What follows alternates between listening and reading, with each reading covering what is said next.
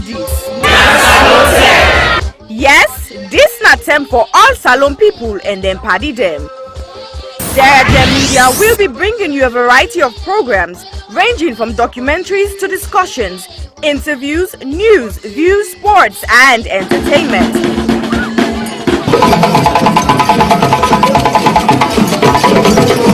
Our programs will contain matters on development, governance, the economy and issues that are of importance to Sierra Leone. So, no left BNO because we get Bebe program then like Salon discussion, meets the ministers, the president's hour and the Gladi program, Look Me, I Look You. All this they start soon na www.sarahjemmedia.org. Now who's term these?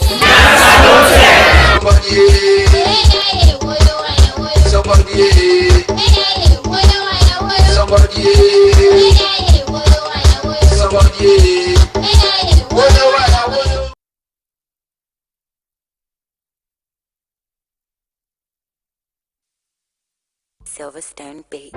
People killing, people dying, children hurting, hear them crying. You can practice what you preach, or would you turn the other cheek? Father, Father, Father, help us, send some guidance from above. People got me questioning, where is the love? See this life going evil, we all have to give up, yeah.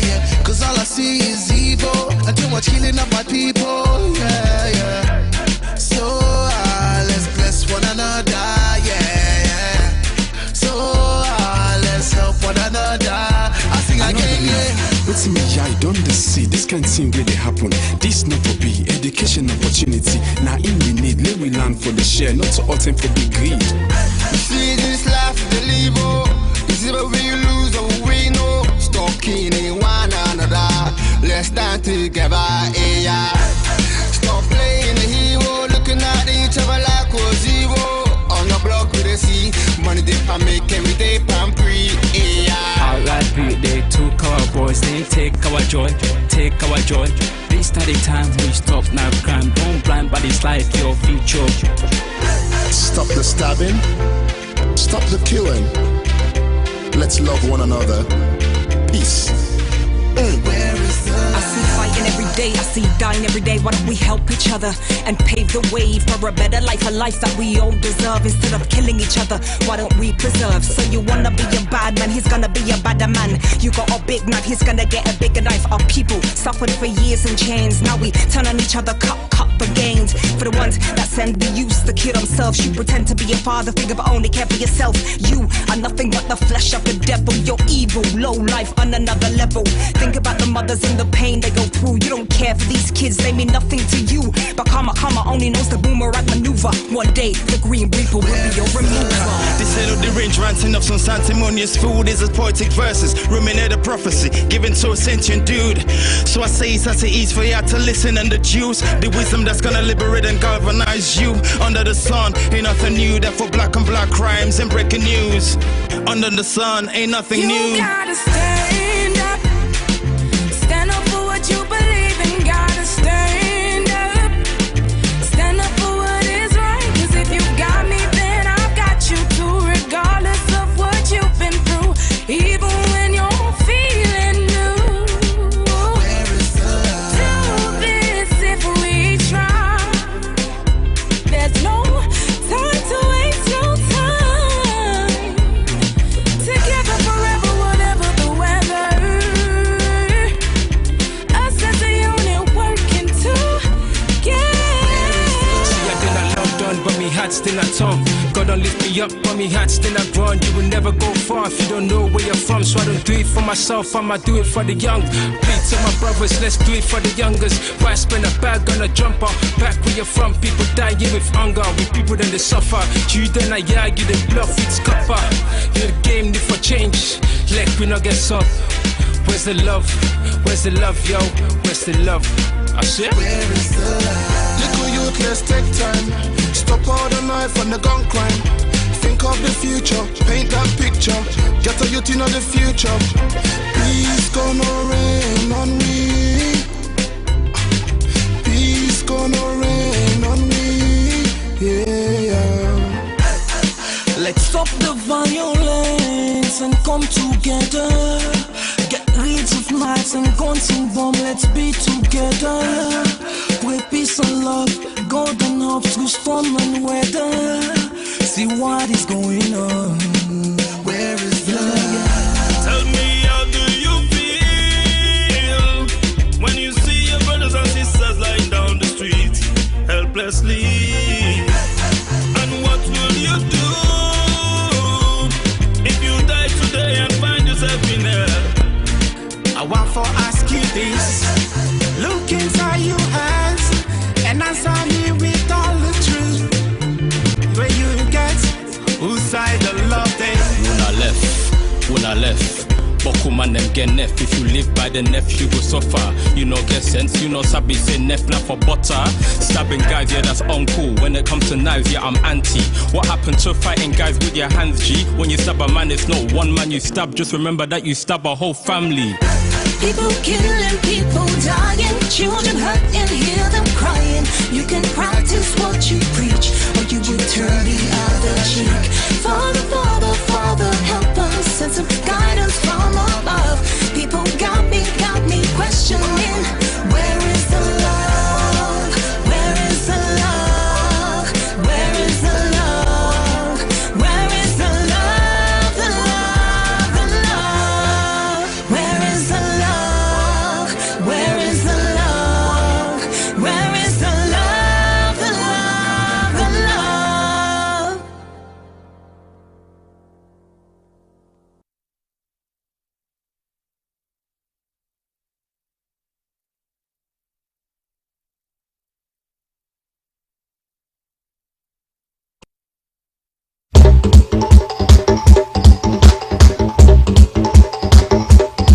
Na who's term this?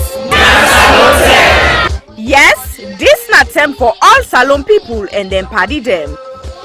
Sarah Gem Media will be bringing you a variety of programs ranging from documentaries to discussions, interviews, news, views, sports, and entertainment.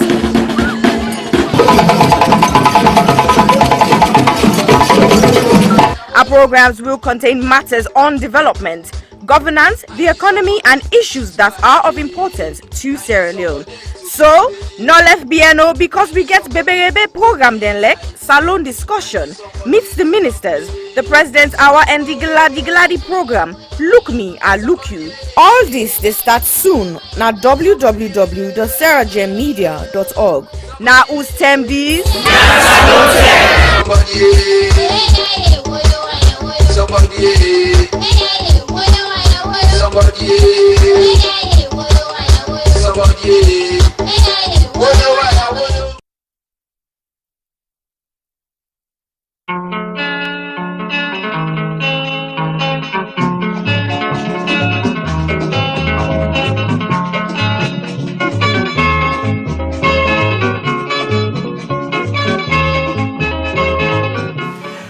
As we talk about burning issues ranging from politics to the economy, culture to sport, education to entertainment, corruption to the environment, we realize the Sierra Leone story is far from finished.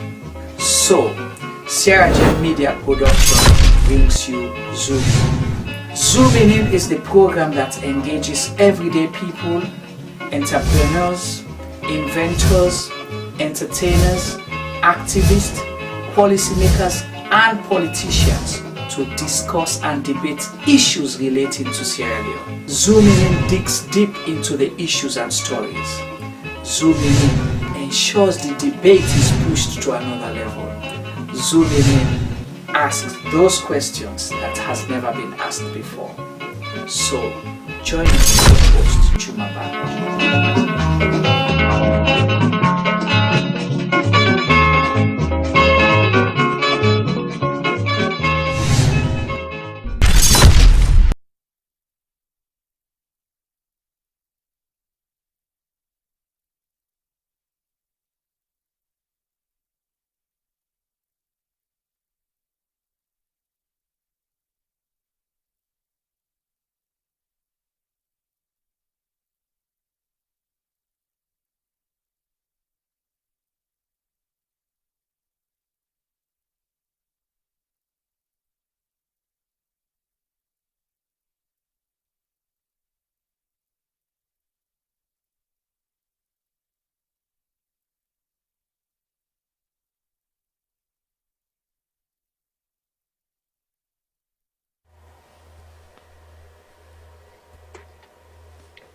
Hello, good afternoon, good evening, good morning, and good night, depending whose part you in at the wall. Welcome to Sierra Gem Media Facebook Live, the big Sierra Leone debate where they take place every Wednesday. Now, this platform on Facebook and with other social media platform them. And also, we tell Una thank you for the continued support and for the follow we and contribute to the discussions, the opinions, and the constant engagement on issues where relates to Sierra Leone. As we promised Una today, we will focus with conversation on the just concluded or published prison riot or prison break report where the government of Sierra Leone just launched as a result of the April 29th incident will be happen at Pademba Road Prison.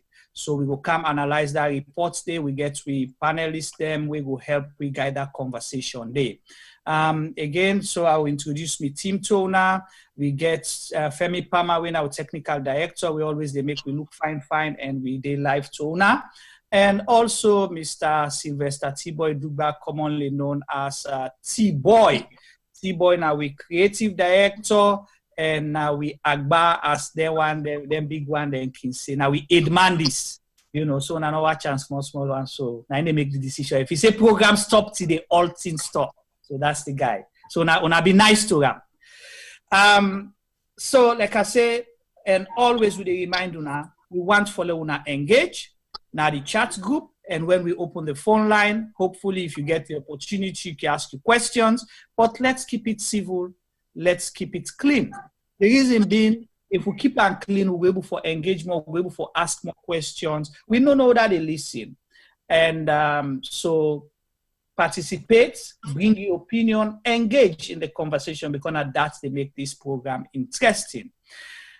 Get with we two people today. It would have been 3 or 4, but just a quick one before I introduce them to Una.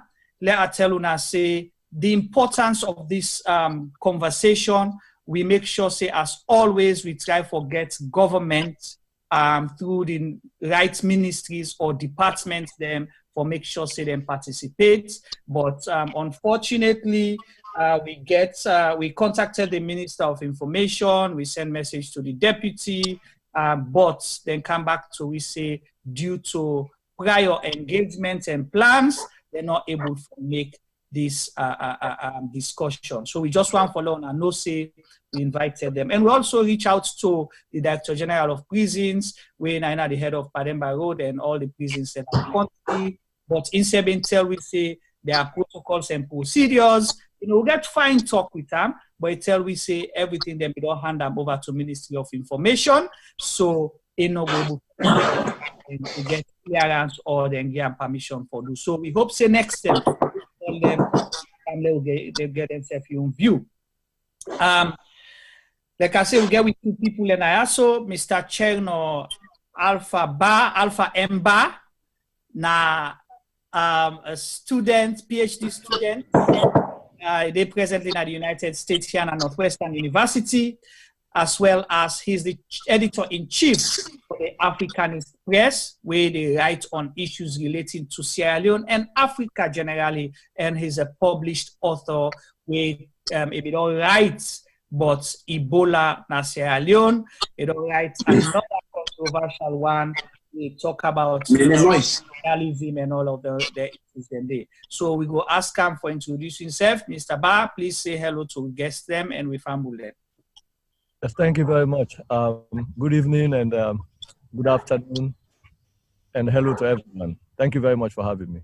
Wonderful. We're glad you forget you now. So, and we got another person where some people, as I say, don't see my face, but then are being named more so recently, because every day, a day, from one courtroom to another courtroom, or anti-corruption commission, or even at one police station to another police station. We get lawyer Adi Macauley. He is a lawyer and barrister registered in Sierra Leone. He practice, and he's the former anti-corruption boss in Sierra Leone. And also he's been part of the defense team for the Mr. Paulo Conte during the treason trial case. Mr. or lawyer Ade Macauley, please say Aduto with Fambulem, please. Fambulem unakabo. All right, thank you so much. We're glad you take time for come join me because it's difficult to forget you. Don't try. But thank you so much. We're glad that we're able to forget you today. So let's not waste time. Family and they listen, they know one for immediate blab. We then also for discuss this report. We say let we analyze them. Una don't see the report. April 29th, there was this prison start force. With the name, which saying there was a prison break. Then, it starts first with a riot. Then it become formal as prison break. But then a report don't come out with a prison riot. So we want to analyze that.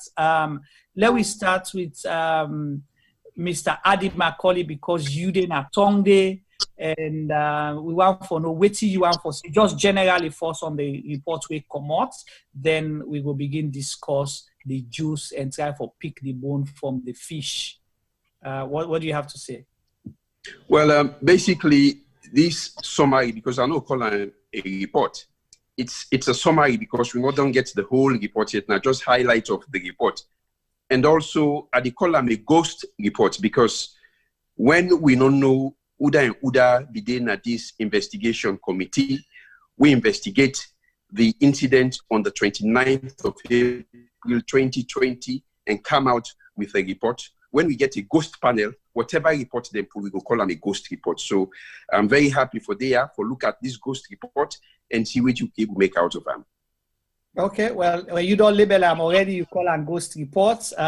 We go continue the conversation. So you first issue now that you don't know who that's the behind the report. Mr. Ba, you already been on the write a whole lot about this from the day where that incident happened or prior to that. And you've been very consistent. We don't follow your writings them. That was one reason why we decide for make sure say we call you now this conversation. So what do you have to say about waiting then talk or waiting you see come out now as a report?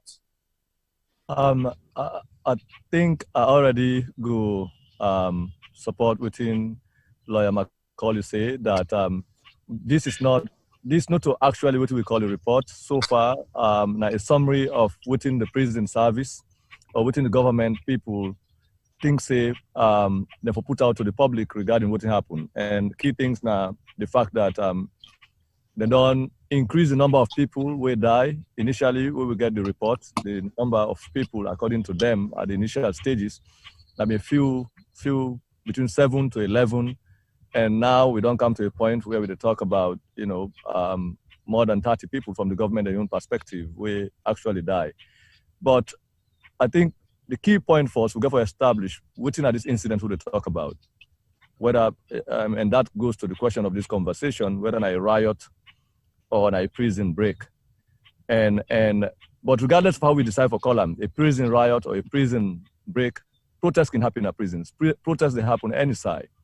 Where you confine people in any space, then get right for protest. The protest in prison, not a new thing, not a two-way specific to Sierra Leone. It can happen all over history, all over. Where you look at other societies in the United States, you look at Europe, you look at other parts of Africa, prison rebellions, they happen. Some people, they call them rebellions. Prisoners, they protest, just like how students, they protest, just like how Manning will protest, just like how any sector of the population will protest. Prisoners are part of the population of a country. So, apart from defining whether a prison break, a prison riot, I think that one is more of a political discussion. The conversation should be about the rights of prisoners. Where you confine somebody, waiting at the rights where that person they get, waiting at the protection where you deal, waiting at the minimum standards of treatment where we're supposed to give prisoners, somebody where they don't confine within a specific space. And then whether the treatment of prisoners, them under the current circumstances, meet those standards. Whether the conditions in prison, for example, meet minimum standards of expectation, the standard rules will govern confinement, will govern institutions of incarceration, and all of them here. And then we come to the point of the incident itself. How many people die? What are the circumstances who are responsible for the deaths of those prisoners? Looking at prisoners and their own rights.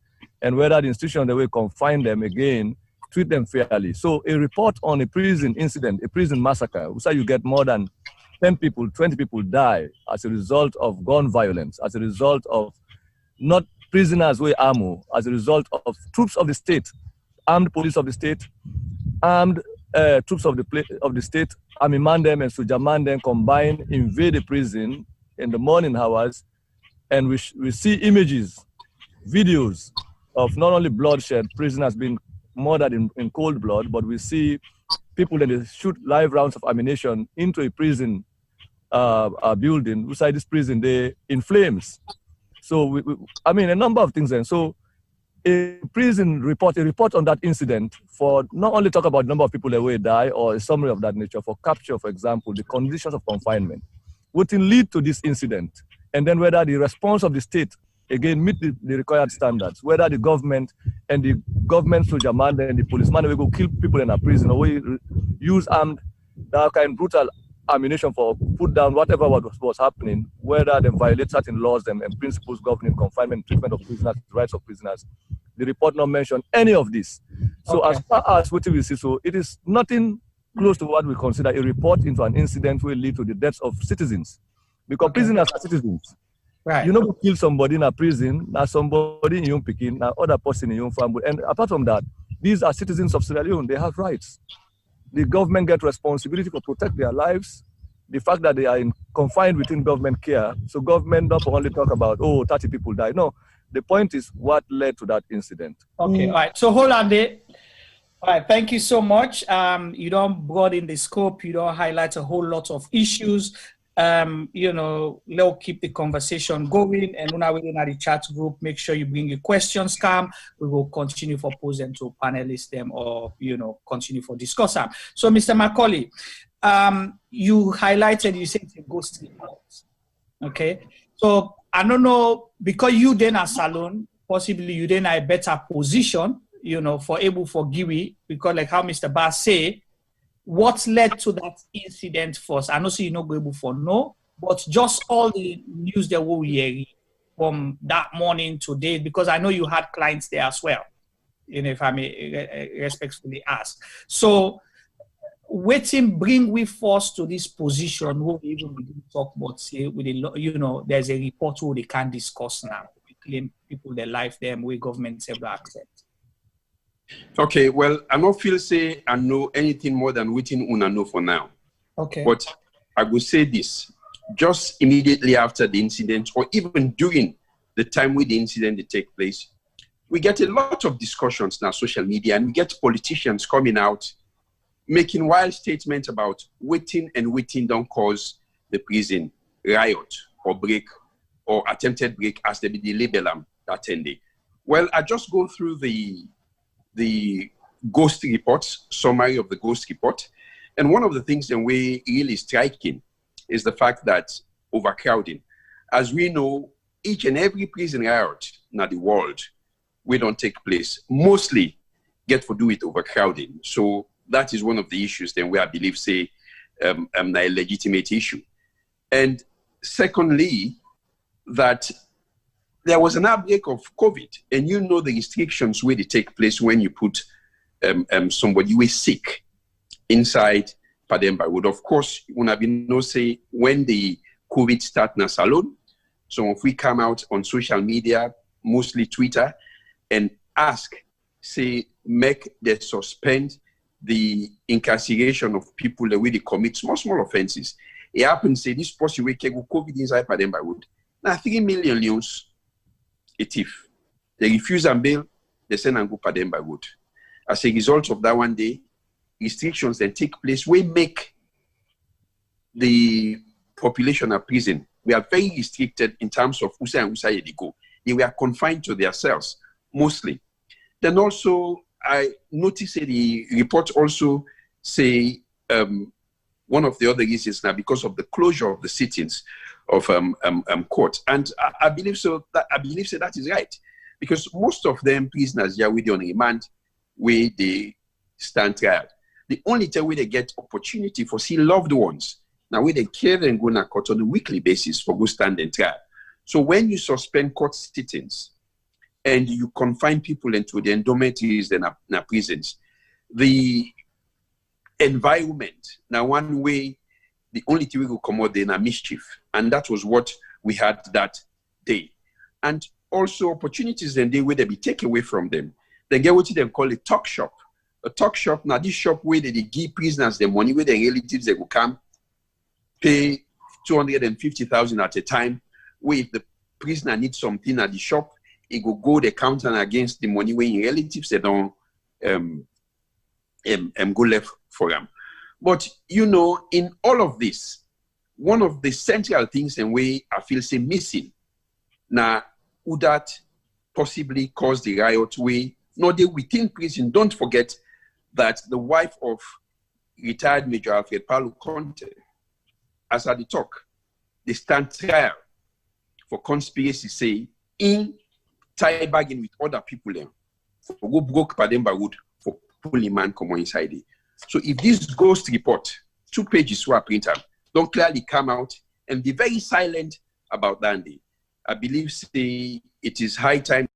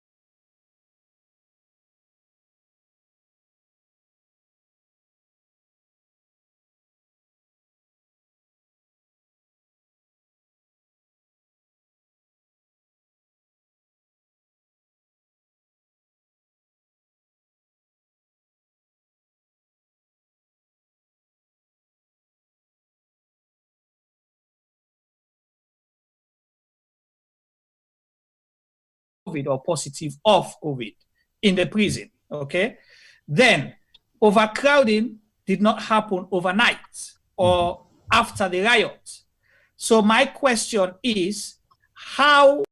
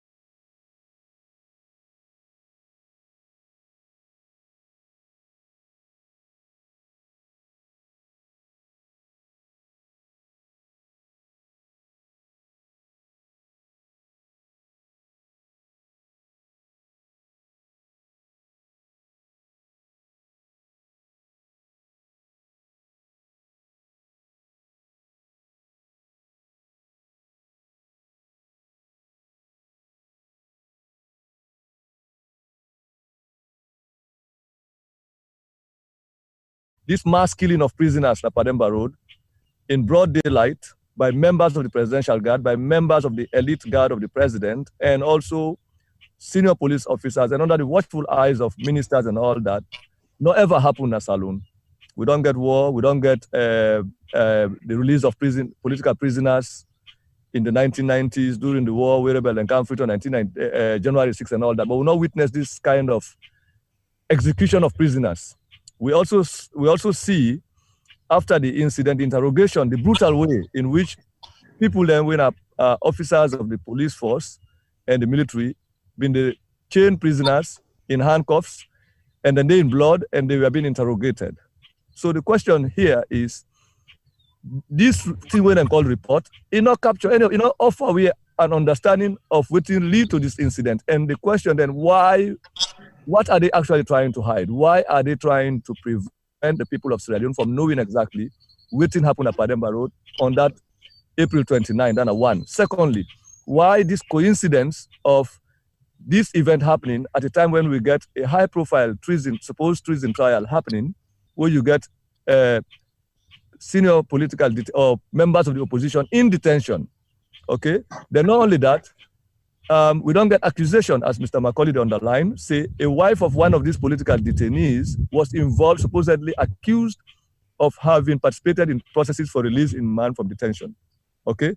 The report not mentioned that. More than that also, the president also, mind you, on May 8th, make a public broadcast in which he singled out members of the political opposition as being behind what he described as terroristic acts. The report, the so-called report from this prison service on this particular event will lead to the deaths of Sierra Leoneans, defenseless Sierra Leoneans who were caged in prison. Not mention this. So why this report? Why would they call this a report in the first place? Why? Who are these individuals who actually produced this and what's in it for? That's one aspect. Another aspect of this conversation we will look into, apart from these events and the verdict of the president in terms of describing the event, whether this supposed case of COVID that was supposedly taken to Pademba Road is still a mystery. Nobody knows about this guy's identity. Nobody knows where that particular individual is. Nobody even knows whether that particular individual is actually a supposed case or whether this is a made-up story. Because now we need to put questions on these issues, because what do we expect as a governmental investigation with offer a holistic picture of this incident? The questions of overcrowding, the question of diseases are not new. This done a perennial problem with the history of Pademba Road for the last more than 100 years, history of that institution from 1914. We then locate the prison from the government. We're to that place up to now. So right. we are actually denied the opportunity of knowing exactly what happened at that site within the city on April 29. Who are responsible for the death of people then Pikinden, when they under the custody of the government of Sierra Leone? Why should they be killed in cold blood? That's a legitimate question for human rights organizations to ask. Well, we hope people. I'm sorry to reveal them. According to them, they get some technical issues with sound. I hope Mr. Palmer, they work on that. They don't put them together. So, Mr. Macauley, you hear what Mr. Bass say that, and I want to ask a specific question now, because it talk about, people were murdered in cold blood. You understand? And we understand, say, whether riots, prison break, but Pademba Road Prison, as far as we don't know, for the past 20 odd years, since the NPRC days, now a place where in a restricted area, you understand? Even the perimeter of Pademba Road, you have armed personnel, OSDs, or mixed security, where they guard, the perimeter area before you get to the Pademba Road Prison itself, okay? So, how comes, but we understand according to, news and all the report, all the news that will be, they come out, and we see specifically military people, came into the prison or around the prison, where you say there were gunshots and all that thing, and they will result to, hopefully, allegedly resulted to death of people. How military can get involved into this? Because if na riot, we get OSD where then get the riots unit, or, where they able to handle riots. Is it something that got so bad that then therefore calling the military, and who that's give the order for let the military come, because military they just jump on and comes on side. Who's them according to law when we involve the military into things like this? Before I answer your question, make I just go back to waiting me co-panelist talk earlier. From the time we institute Pademba Road from 1940 and onwards, we don't get several instances where some of the reasons here where then give as the reasons for these riots don't they take place, don't they occur? But we don't ever see such kind of violence. And also, we don't see prison riot in the past. We don't see prison breaks in the past. In fact, in the past 12 years, as I can remember, there was a point where you get a prisoner who escape. But we know you say they shoot and kill anybody. And let me tell you about how me see Pademba Road. Not forget, as you earlier said, I be get a client where they stand charges for treason, where I be they visit almost on a weekly basis now, Pademba Road. At the time where this incident happened, there is what we call enhanced security at Pademba Road, where you get a 3-layer security. The inside, you get the correctional services officers them, when are they responsible for the primary security of the prisoners the inside it.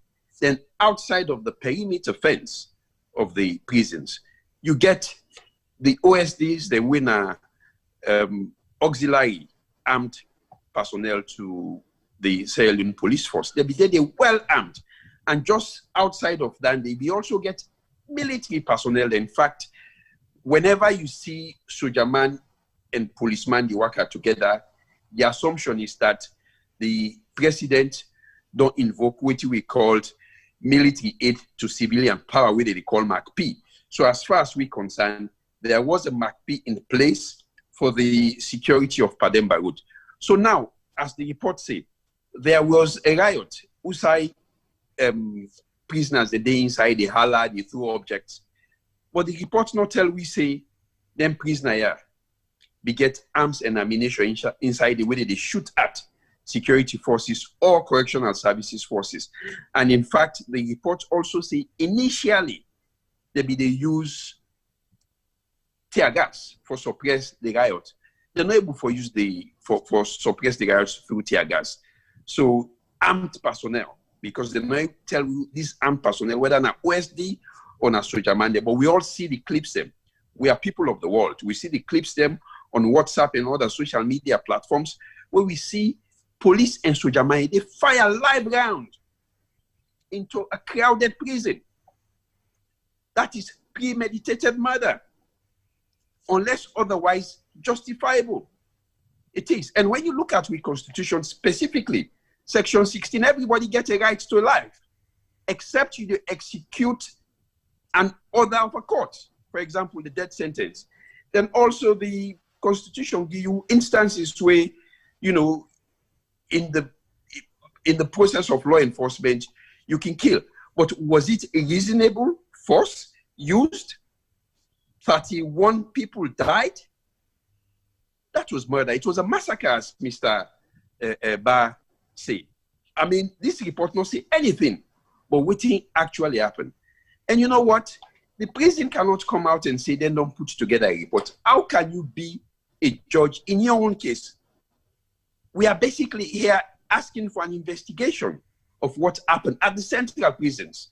So now you get a prison director general where they come and tell we say, according to we investigations, when we investigate we say, now the report said this report not get one credibility. And we they ask as citizens that them prisoners then they will lose their lives, we get injured, their families they out there. And then families then they want for know what happened to their loved ones there. For me, they get a closure in the mourning process. Without that, questions will always be asked. So without doubt, we see Soja Mande, we see OSD them, now the perimeter fence on social media, they fire into Pademba Road prisons. Okay, thank you so much. Mr. Ba, you highlighted, you don't continue to highlight the rights of people, whether you're a prisoner, you're a detainee, whatever you are, you're firstly a citizen way. Under Constitution, you get right like everybody. One other thing where I capture or during the press conference was that, you know, people ask why it took this long for in the first place for name the number of people that will die. One of the reports part of the statement where I read that the Director General stated that the pathologist, Dr. Owis Kamara, been sick. So they therefore wait for and say, well, you know, away come, you get boko that case them, so now make them not be know the number of people. And then also talk about, say, unidentified people there who die. So can you explain how is that possible for let you get in? Maybe because we know for say for let person go into a prison, there are processes that you go through. You have a unique number, you get your name, you have an address, you get family contact, and so on and so forth. And at least if you don't get family, but you get a lawyer, whether state provided or, you know, a private lawyer. So how can they say those people were, you know, and if then I'm not saying every day, possibly they do their rota or routine check for no number of prisoners in the morning, in the evening, if anybody missed it. So how can they say unidentified people, but all of a sudden we see name they appear at the grave sites of people? I think that there are too many questions and issues where we need for address with this kind. I think you don't put your finger on the most shameful aspect of this thing we then call a report. Within this tell me that the people that were in charge of institutions not even understand how to run this institution. You cannot run an institution, a state institution, like a colony of gorillas, where you just come out and say how you just talk about something carelessly. You're talking about the lives of people, the lives of citizens who've been killed. When you talk, say you will not identify them people there, I mean, you're talking about people under your own custody, people that will then give you for keep. Now that you say you're able to identify, in fact, go back to the statement a day after the incident, they've been so concerned about the amount of property that has been destroyed in the prison that the vice president went to the prison and said categorically that records of the prison is intact. They've been saved in a cloud, according to him, if you remember. This statement was broadcast on AYV, was broadcast on SLBC and other social media channels, journalists who were present. You can go back to them and look at them. What does that tell you? It tells you that supposedly, number one, the prison supposed to get records of the inmates, records of their property and every other thing. Then for the right report, daily reports and all of that. And that includes biodata of all the people they have in their custody, their state of health, you don't understand, and the charges for which they've been held in custody for, whether they are also pre-trial detainees or convicted. People don't go through trial and they serve their sentences. So if you tell me, say you get the prison records, automatically, wouldn't that tell you that if you're able to account for every individual in your custody, the name of that person, and specific information about the last place where the person been reside before ever. When police take statement, this Mr. Macauley as a lawyer know this.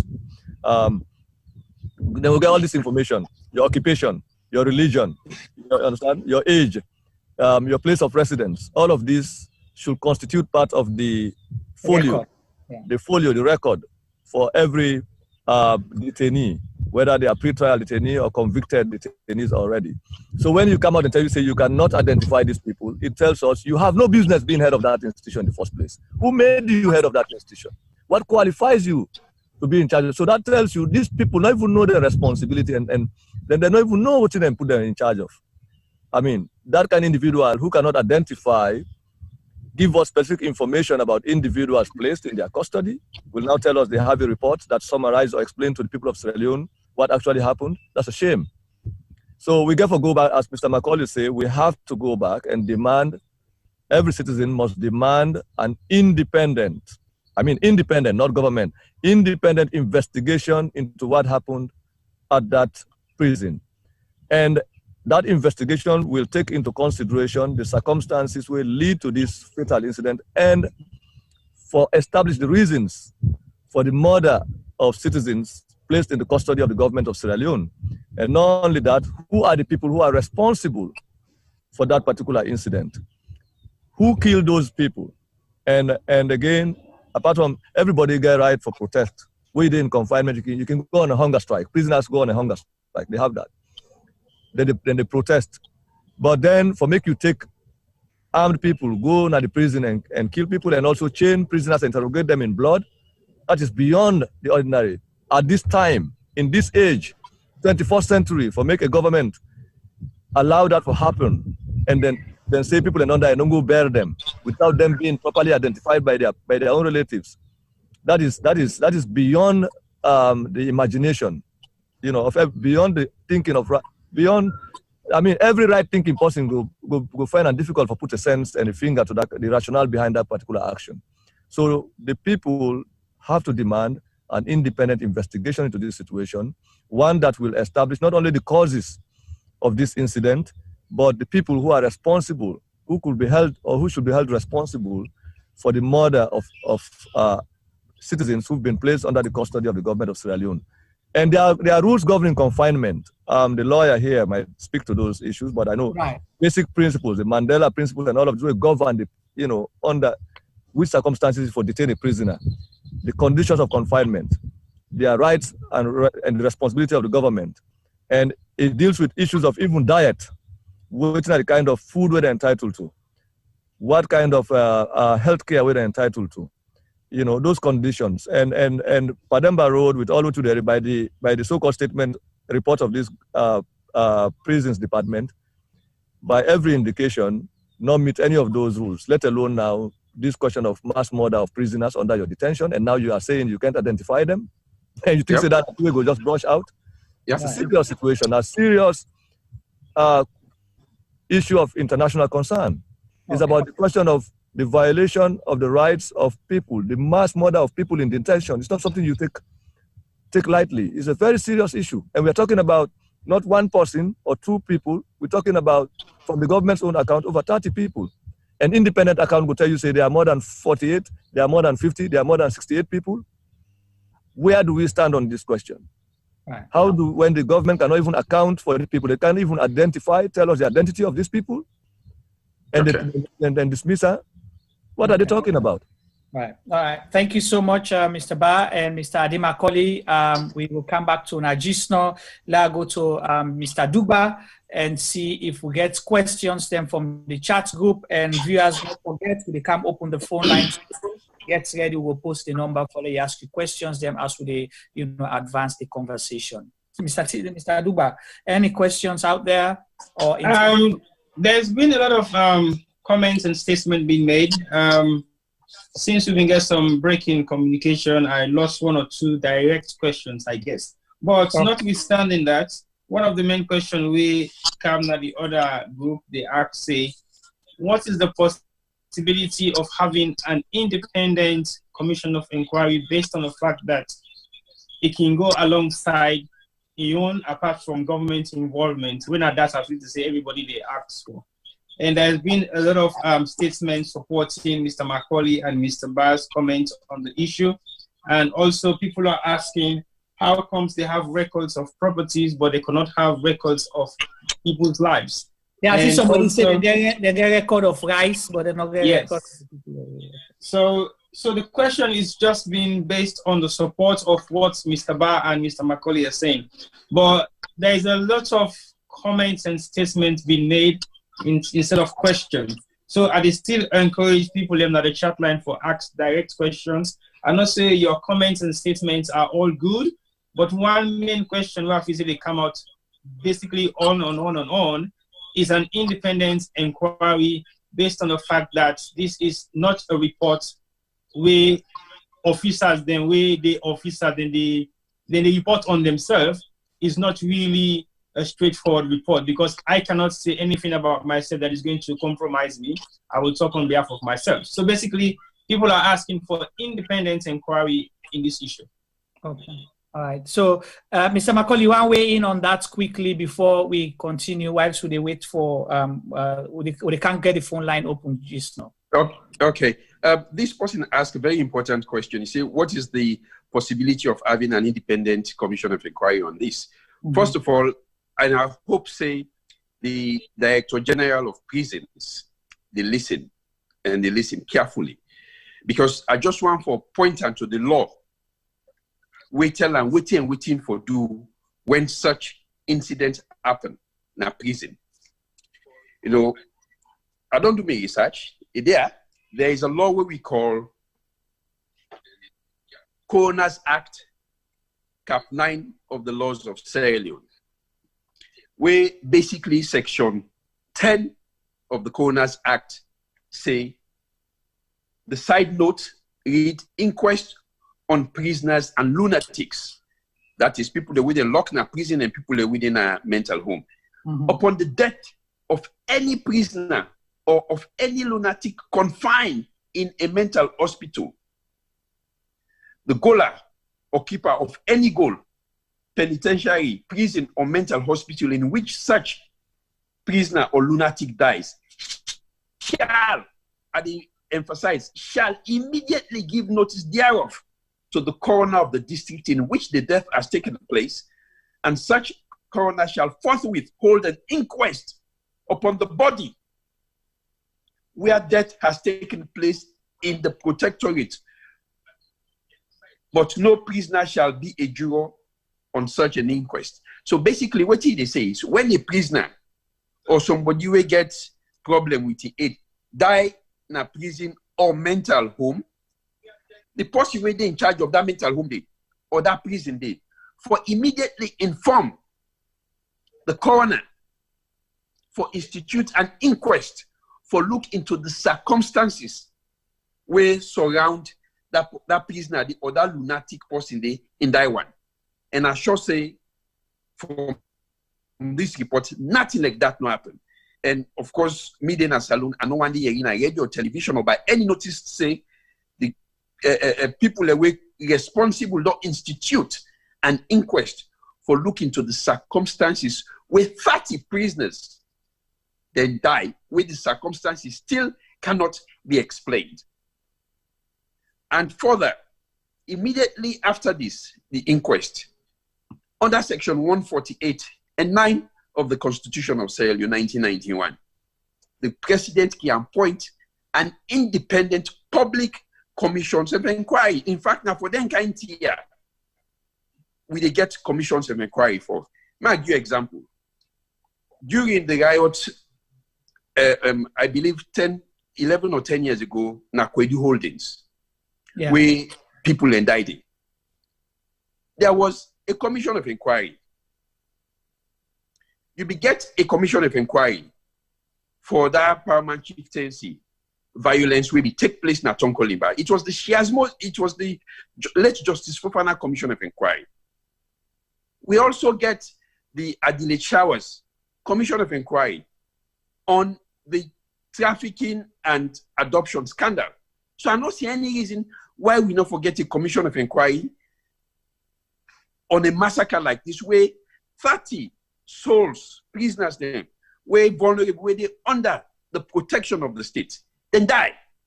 Nobody able for can tell the circumstances under which they die. For make we get a ghost report written in 2 pages, for can tell we say, oh, it was reasonable force used by armed personnel. This is disgraceful. Very disgraceful. I believe it's not something like this for the app in this day and age, not this country. And make I just add to waiting my co-panelists say, whenever they take an accused person from police cell for Kangona court for the first time, police then get a biometric profiling where they do now CID, where anybody where they charge in a court, they get for take your bio profiling, your name, address, age, relatives. For God's sake, we stupid for let somebody can tell we say, oh, the bodies were unclaimed. First of all, before the prison services tell we say the bodies the way they go back were unclaimed by relatives. Make them show we evidence say they don't announce na radio or television. the names of people them where die, where they ask, say, if you're not a relative, come like I claim them body. Then they show with the newspaper advert or notices where they put listing the names or putting a passport photos of those who died in that incident day for make the relatives them come for can see the claim them body. This should be unacceptable. And honestly, I don't know why the post when I Director General of Prison continue for the night work. Because the first thing I remember when there was a prison break, the first thing that happened was the Director General was relieved of his duty because this is a total failure of responsibility. Okay. So the demand say the law say there should be an inquest. Not to miss you, now the law says so. Coroner's Act Cap 9 of the laws of Sierra Leone. So I hope say the Director General will immediately contact the law officers department, make it get an advice to that effect. All right, thank you so much. Well, I'll throw them some question and it to you for the comment just now, Mr. Ba. But I just read out. If you want for make you call and participate and ask questions, now for call the WhatsApp number +447841423752. Question the number again +447841423752. Call and ask you questions to we panelists them, then we will for answer you to the best of their ability and just respect. Then they said they give your opinion on this.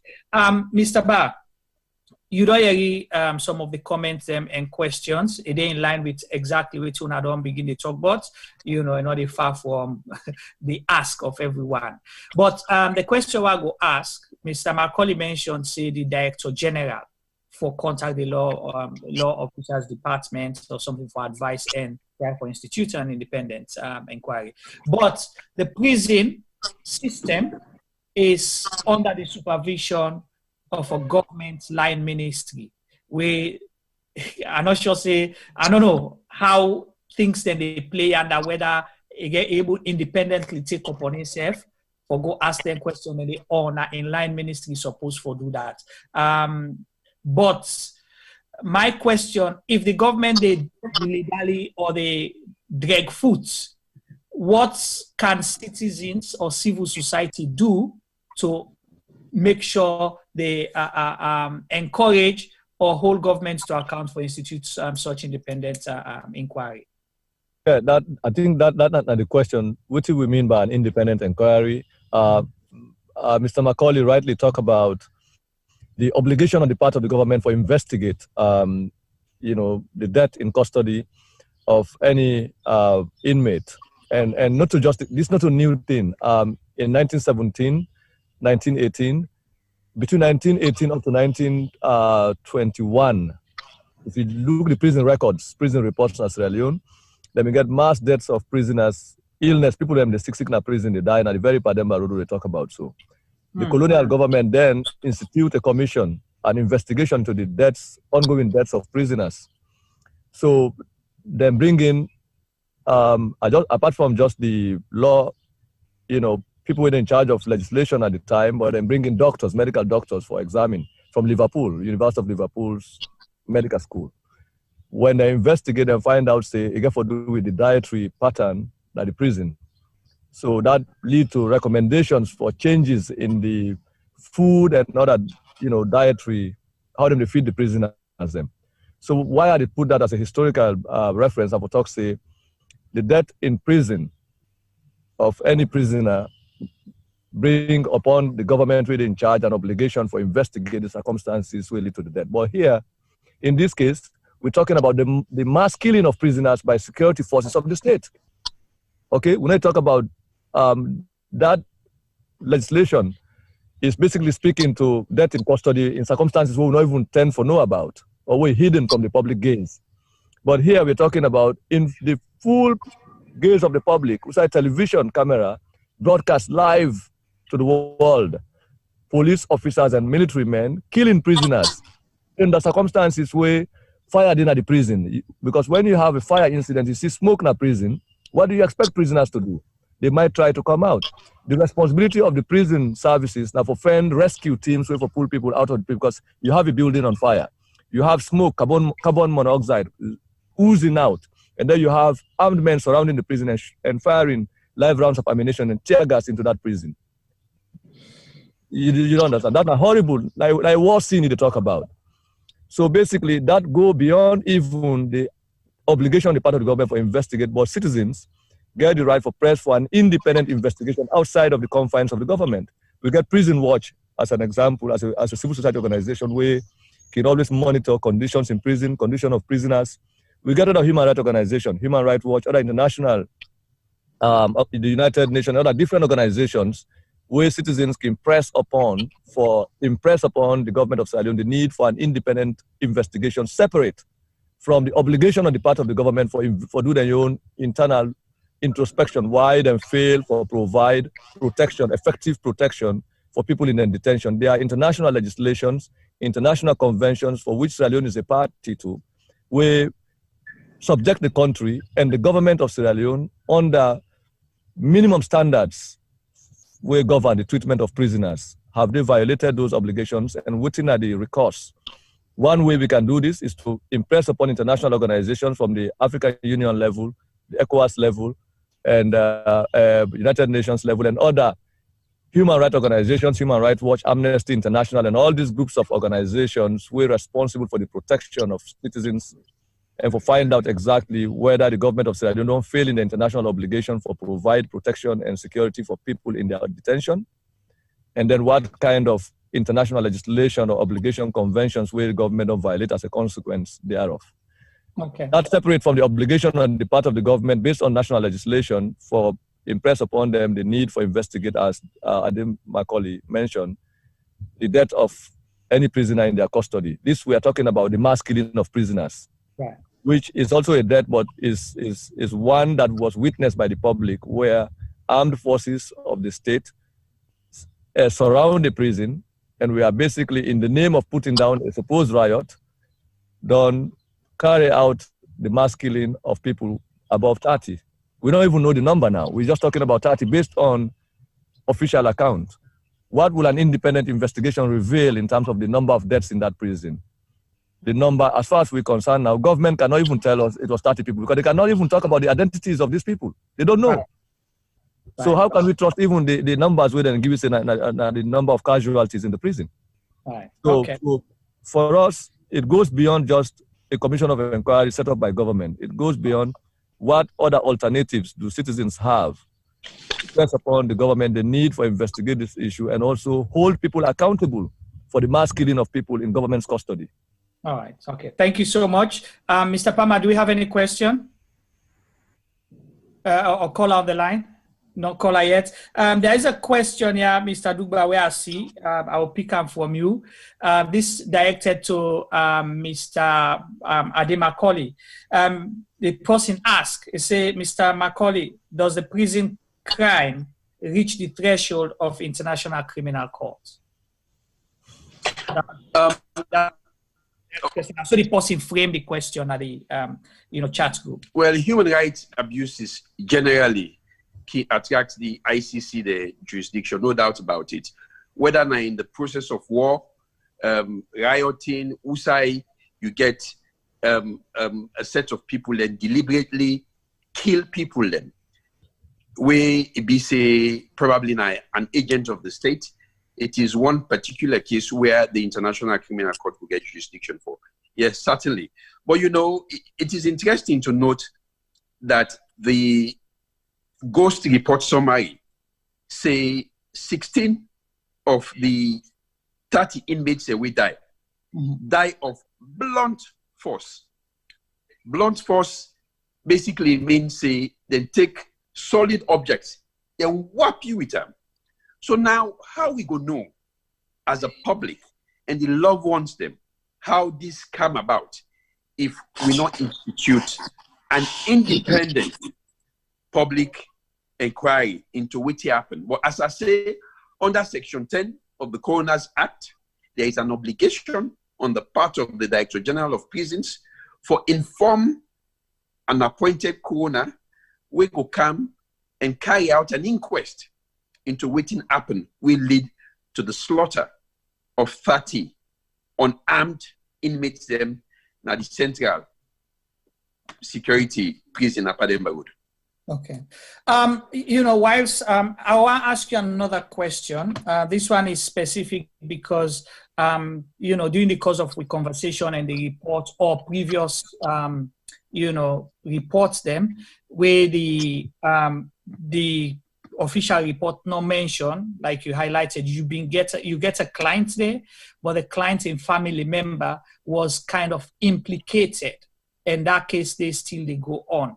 So now that this report, I know you don't mention it, but I still not able for grasp or the public, because somebody asked the question, say, if based on this report, they not for just left this person go, because how then come about that for say this person I mean they try for engineer the prison break.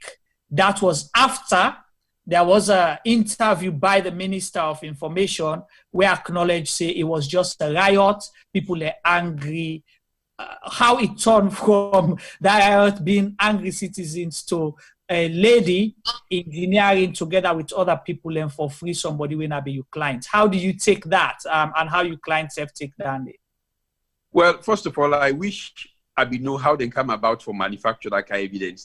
But obviously, these reports don't come out and say these are the causes of the riot and this is how the riot went about. But I would tell you now, say, I sat as a Paulo Ifiansi was charged to court for possession offenses, including a count we get for do with conspiracy for commit a felony to wit that a tie bagging with other people for broke Pademba Wood prison for enable the escape of a husband, winner Alfred Paulo Conte.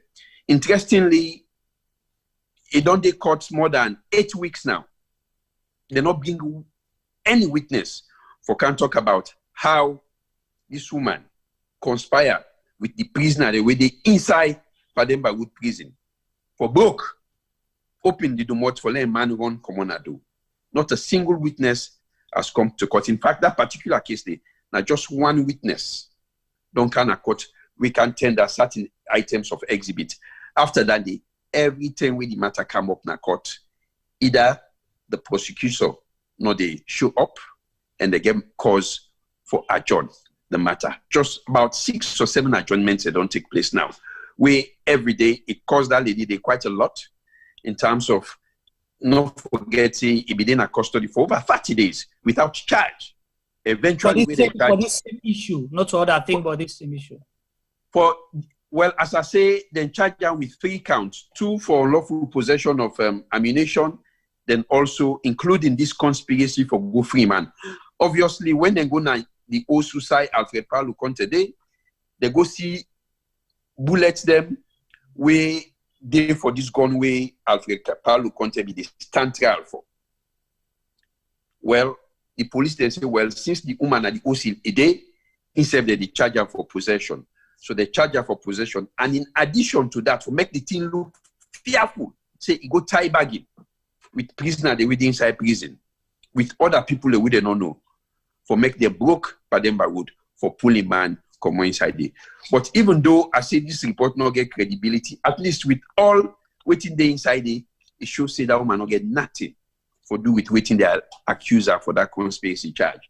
So I believe say in that circumstance here, it is either the prosecutor, I've been a prosecutor before, then can't hear you, they go to court and say, me Lord, based on evidence we don't come before we not offer any further evidence against this woman on this particular account. The judge, the magistrate go discharge them. He forget about that and fetch the other accounts away with the, and I hope say very soon that it will happen. Okay, thank you so much. Mr. Ba, please, viewers, if you have your question or you want for calling, call +4478 41423752 and ask your question. Mr. Ba, there's another thing where these reports not cover, okay? Because when we see news and we actually get people them when a high profile Sierra Leoneans where either are present government officials or related to government come out openly and say, indeed, them be then at the Pademba Road prison, 3 o'clock in the morning, 5 o'clock in the morning, and the incidents happen to the public 8 o'clock in the morning. So, but the report not mention that for highlights waiting them people go do inside there and how they even gain access to the prison. Because you know, for say for going to inside prison, you know, just grab number, you glad you go there for go work out, for go see, not to museum, even museums have something and they need permit for go inside. So what do you have to say about that the reports not capture that?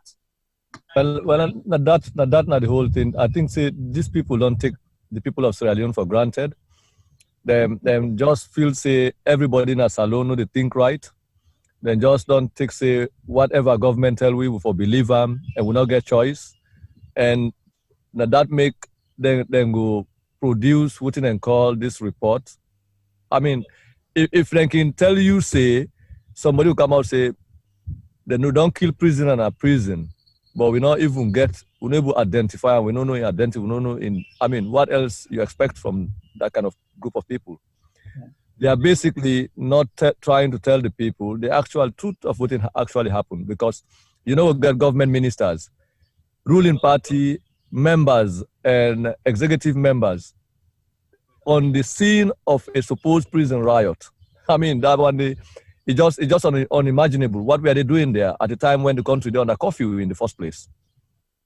You know, so like I say, we only get at the bottom of these questions and get answers to them, reasonable answers to some of these questions, if we able press for and get an independent investigation, not one that is constituted by government, but independent investigation led by neutral people, okay?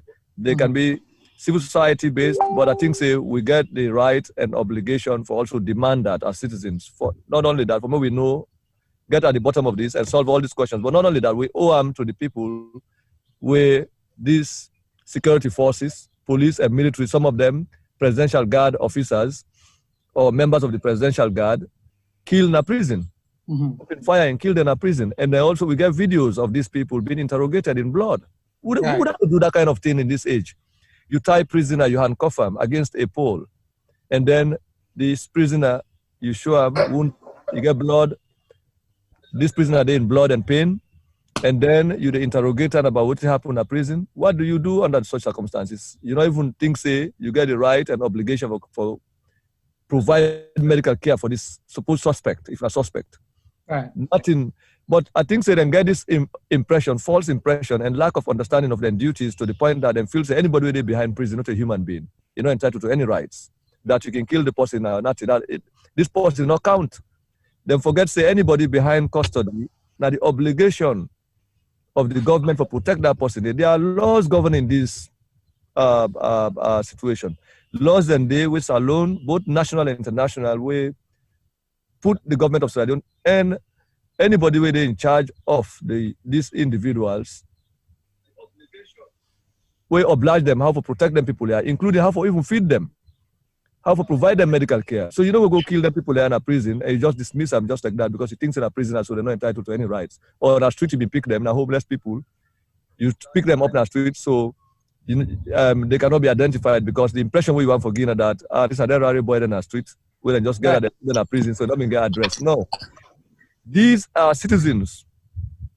They have the same right to life just like any other person, especially under the circumstance. Some of them, if you come for check, you will find out say they were pre-trial detainees. They've never been convicted yet. So they may await trial, some of them. How you go kill them? But look at the images what we see. Shocking images of this building on fire. When you see a prison on fire, what do you think about now how the prison officers, the correctional officers, if they are correctional officers, for come together with fire force, for come together with government rescue teams, for rescue them people there. Yeah? That's the duty of the army. And the police for rescue them people there, protect them first. Pull them out of this fire incident to a safe confinement before ever you think about. These people surround the whole prison. And not only that, they fire tear gas into the building. And you're talking about people in confinement. And then you fire again live rounds of ammunition. You try to kill them all inside that prison. Who does that? This not an allegation. These are images seen live on television, Media America, na Chicago, and they look at this government television, SLBC, and they look at AYV, and they see the images, and they hold me here and say, who does that? Million Piki, when a small, he said, what is going on? I tell and say that prisoners. He said, why are they doing that? So this is a 5-year-old kid, surprised at the fact that government troops will be firing live rounds of ammunition into a prison yard that is on fire. They're not thinking about rescuing prisoners, they're thinking about killing them in the prison. And you don't even hear the voice. We'll wait today, we'll kill you today. And you know, those kinds of things are beyond the ordinary. They are beyond every right thinking person in imagination. Now, came out saying that the records, they were bold enough to account for rice and property that has been destroyed. They did not even think about the lives of these people because according to their own thinking, anybody who is a prisoner is a subhuman being. It's not part of the society. Okay, not get any rights. In fact, they're criminal. So that is why they are brazen, they are bold enough to say we've buried them without identification. We've buried them without even thinking about who are their relatives. You cannot do that. So these people don't commit serious crime. The director of prisons, in fact, I believe that these are the reasons why either with the previous Minister of Internal Affairs had to resign, or maybe he was sacked. Nobody knew what happened, but the president substituted, or now the president will get a new Minister of Internal Affairs because perhaps the previous Minister of Internal Affairs was ashamed of this situation, that he will not take responsibility for it. He had to either resign from what we had, or maybe he decided to stay aside. Now they've appointed a new Minister of Internal Affairs. And these people feel say that they not get responsibility for this kind of mass killing will happen in broad daylight under a democratic government. We are not talking about a rebel government. We are talking about a government that was elected by people of Sierra Leone in an election. Okay, that is supposed to govern the country with a constitution. That is supposed to govern according to rules. You cannot run a country like a colony of gorillas. We are not in that age. You cannot kill one citizen without accounting, without showing us why you have that right to take the life of that individual outside of due process. So that one day, thing where people of Sierra Leone should be enraged about, they should be angry about. It's not about incitement. Who does that kind of thing in this day and age? What kind of government will allow that kind of thing? And the president went on May 8th and said that incident was caused by terrorists. Who are these terrorists? Okay. Why is the government so silent about it? All right. Okay, hold it right. The president concludes. So this is serious beyond, me not even make sense of this situation, because I cannot imagine anywhere in the world in this 21st century with internet, with this day of social media, this kind of situation happening in any part of the world is unimaginable. Right. Okay, Mr. Ba, hold it right there. Thank you so much. It's like we have a caller on the line. Femi, do we still have our caller? Yes. Hello, caller. Say your name, and then please ask your question quickly so we panelists them. Hello, caller. Are you there? Yeah, Mina Ibrahim. I call from Dubai. Okay, Ibrahim, how are you? Ask your question, please. Not like a question I want to ask. I just want to make small contribution towards this prison riots. All within me see, and this prison riot, all within the government do now just something like damage control and threat. And the own part of the even them prisoners in the let me just see them. Yeah, go ahead. The fact that they under your custody, you the go get person under your custody. Imagine you say you able identify, then people and you not get people. Before you go spot in a police step, when you go and they wait and they go for go and then get for take statement from a must call 1 2 and go say me I under the this and so possible. The people are able to think all along their line. You go beg people and chicken and just like that. Then at the end of the year you put name. People that we able to identify, they put name not encrypted. That's double standard. And this not just me on contribute. All right, thank you so much, Ibrahim, for that contribution. Obviously, we panelists don't talk about that, and then we'll continue for highlight that. Is there another call, Femi? Okay. All right, Mr. Macauley, you see this issue, legally, we don't talk. Then they say, the family are so waiting at the recourse now, moving forward. Now we then don't know, say, or they don't even know, because we just see them. We don't know whether they don't contact them family members for let them know, say, okay, well, you possibly involved in a prison, been dying in prison as a result of this. So we don't know whether the families then don't even know. And even the one that we then still say, because still understand, say, not to all, then still say the other unidentified corpses, then they were unable to get to it. I don't know my understanding, maybe I get them wrong. What is the recourse to any family member will suffer a loss of? But before you answer, we get another call quick. Hello, caller. Hello. Hello, caller. Can you hear us? If you hello? Say, hello? Yeah, say your name and ask your question, please.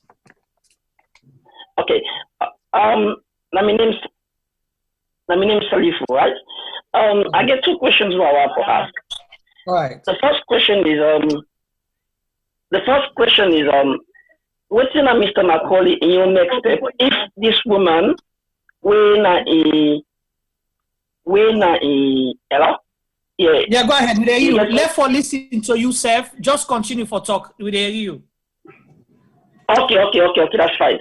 Yeah, so Mr. Macauley, the question here is which next step where you want to take, because now this woman don't get detained unlawfully wearing basically up till now they're not able to get any evidence. Maybe they can't have to say then to read the case back off.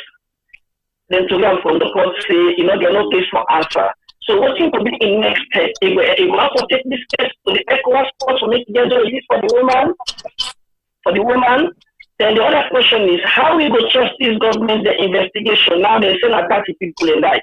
But in the first instance when the incident will happen, then the information minister come out say about 11 or 12 people and dying at the prison with one prison officer or whatever. Now, so they come to media and talk just after when the incident happened. Why would we trust the investigation? Then two, number three, mentioning about the civil society for doing investigation, we don't trust them. Is it possible for that either ECOWAS or African Union for doing investigation?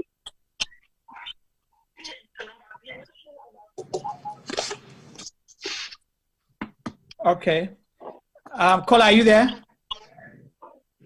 Yes, I am. Yeah, that's the question. I round up so other person go on.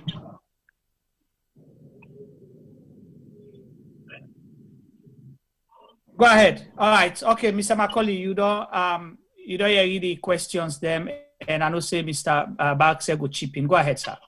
Yes, if I can deal with the last question we get to do with the number of people and way the Honorable Minister Radu Swahili say die. Always I get for saying this is that the Honorable Minister not doing himself any favors. I remember the very day when this incident take place in front of Pademba Road prisons, just by the gate. He was there.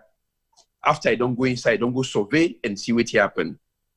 He come until we say, in fact, 7 people had died. So far, we were able to determine. Then just a day or two later, it came up to 11. So the Honorable Minister want tell we say, over 2 to 3 months, from the 29th of April to last week, they're not able to know how many people they died for, make it come back and update the public as to the number of people there will be died. Because not forget, if you don't tell we say na 7, then when this report come out, they say na 31. So the only conclusion where anybody will reach, where it will reasonably reach, is that the minister be they try for mislead the public, for lower the grief expectation. They not be want to make the reality of the picture come out, the awe of what happened. Not forget, not to just violence will be take place, now enhanced violence will take place. Usai 12 people and die of gunshot wounds, and 16 people and die of blunt force. What I mean blunt force, they're all solid object. Whap somebody for killer. We want for no waiting happen. Na prison that day. Then he also asked a question about waiting legally they for do with respect to Aissata Sako. Well, we wait for the prosecution for end the case. As it happen now, we don't take several adjournments to they come. We as a defense go know what we go do for make an application for see if then we are not serious enough for can profile evidence against we clients based on the accusations that we then bring against them. Do your magistrate to weigh this case now? When they're ready, then go come back. We get him for do. Then you also ask, say, which recourse way they way the relatives they will take. Yeah. The families they will take. There is what we call an order of mandamus, where basically when a public servant gets an obligation, a public duty for carry out certain things that as part of in public function and it fail for doing, you can go to court and make an application for get an order of mandamus for compel them for do within the law and in terms of reference of in job say for do. In this case, for inform a coroner for make an inquest be held in relation to the circumstances where then 30 prisoners then they die. It is interesting, not just international instruments. You get quite a lot of international instruments. The International Covenant on Civil and Political Rights, a day where they tell you how you for treat prisoners. You also get the United Nations standards, minimum rules for the treatment of prisoners, known as the minimum standard rules, where United Nations adopt in 1957. Sierra Leone is signatory to all the instruments here. So minus the international obligations in the Constitution, Section 16, tell you, say, everybody gets a right to life, except when the person lost in life through the execution of a court order. For example, when then they carry out the death sentence. But also the prosecution, the Constitution go further for say, notwithstanding this right, if they kill you in the process of defense of another, escape from prison, if it is reasonable in the circumstances, then the law recognizes that one day.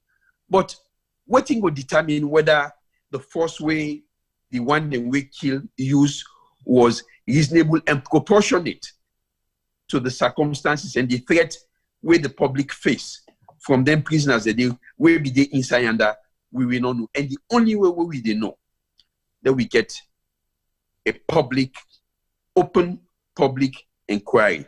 A commission of inquiry, as I say, when there was a riot in Kwedu Holdings, you get the Shias Moses Commission of Inquiry report. When there was killing or violence during the Tonko Limba PC elections, there was the late Justice Fofana Commission of Inquiry, there was a report.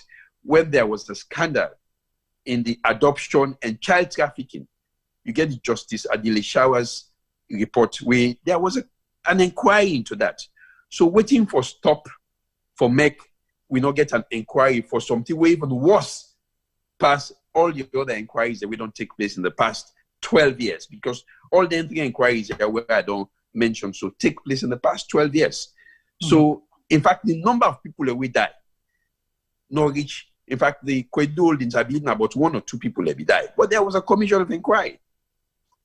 This, now 30 prisoners, them, with they under the custody and protection of the state, die so. The public and their loved ones there need for nowity happen so they could get a closure on this. And when they ask that, then prisoner the day, it will be me, you picking, it can be anyone. So tell me, if you are the relative of a victim, you no go want for know how he died, you no go want for see him body, you no go want for get a fitting burial. Is unfortunate. And the public, they demand, say, we forget an open public inquiry into what happened at Pademba on the 29th of April 2020 with 30 unarmed and armless prisoners then. Cold-bloodedly shot dead or bludgeoned inside Pademba Wood. We need answers for that. Okay. So I will can go to T-Boy just now for see if we get more questions. But before that, Mr. Ba, I have a question for you. Because now we know say there is a pattern with governments, mostly, let's say Sierra Leone specifically, and most governments around the world and Africa in general, wherein, oh yeah, then go forget about Andisno, there's going to be some other news that can and forget about whole this thing. So if governments continue for delay this thing, not for institute an independent inquiry, like way people then they ask for and advocate for, do you think as citizens of Sierra Leone, whether civil society or individuals can take the government to court legally, you know, if they fail for do or compel them for do what they're supposed to do? Use the court system. I would love Dandy for Mr. Macauley to talk about the procedures, legal procedures under which you can take a government to court for seek remedies on certain things. But one thing I know now that citizens can impress upon international organizations for force the government of Salone for respect certain conventions. Mr. Macauley just mentioned the minimum standard rules for the treatment of prisoners, the Mandela Rules 1955, adopted by United Nations 1957, if I'm right. One of the things that we say, you know, up front are the fact that every institution not for hold into then custody, I mean incarceration, incarcerate somebody where they not get full information about that person, the person in address, in complete identifying information of that individual. So the mere fact that the government will tell we say they're not able to disclose the identities of some of the people, they cannot be identified, they don't automatically violate that particular convention on the treatment of prisoners. Then when you read that convention, the minimum standards under which you for treat prisoner, you find out the issues that we talk about covered under that particular, that one international instrument where Salone are party to signatory to. So me think say we can mobilize world opinion in favor of an independent investigation as citizens into the Pademba Road incident.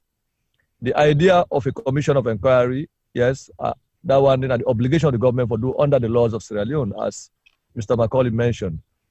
On the other side, as citizens, civil society activists, or any other citizen of Sierra Leone, as an individual, as an organization, as a group of people, we can mobilize, you know, for international pressure, for demand an independent investigation into the Pademba Road incident, where separate from any other investigation the government will undertake. For make we, one, find out what caused the incident, two, what are the exact number of people who die, three, what are the officers that we've been there in charge, in command of the troops that we've been there in charge of those, what are the levels of responsibility, how can they justify, on which basis them being carried out that amount of maximum force will lead to the deaths of unknown number of prisoners. As far as we are concerned, we still do not know the amount of people who died and the actual circumstances of their deaths, because we're talking about a building that was on fire and we saw the smoke that was coming out of the building on television. And then we did not see an attempt by the police, by the prison officers, or anybody so far who was involved there in rescuing these prisoners out of the prison. What we saw was an effort to keep these prisoners inside this burning building that was on fire by firing tear gas and live rounds of ammunition to prevent anyone from coming out. So would I then die as a consequence of blood, of bullet wounds? Would I then die by having suffocated?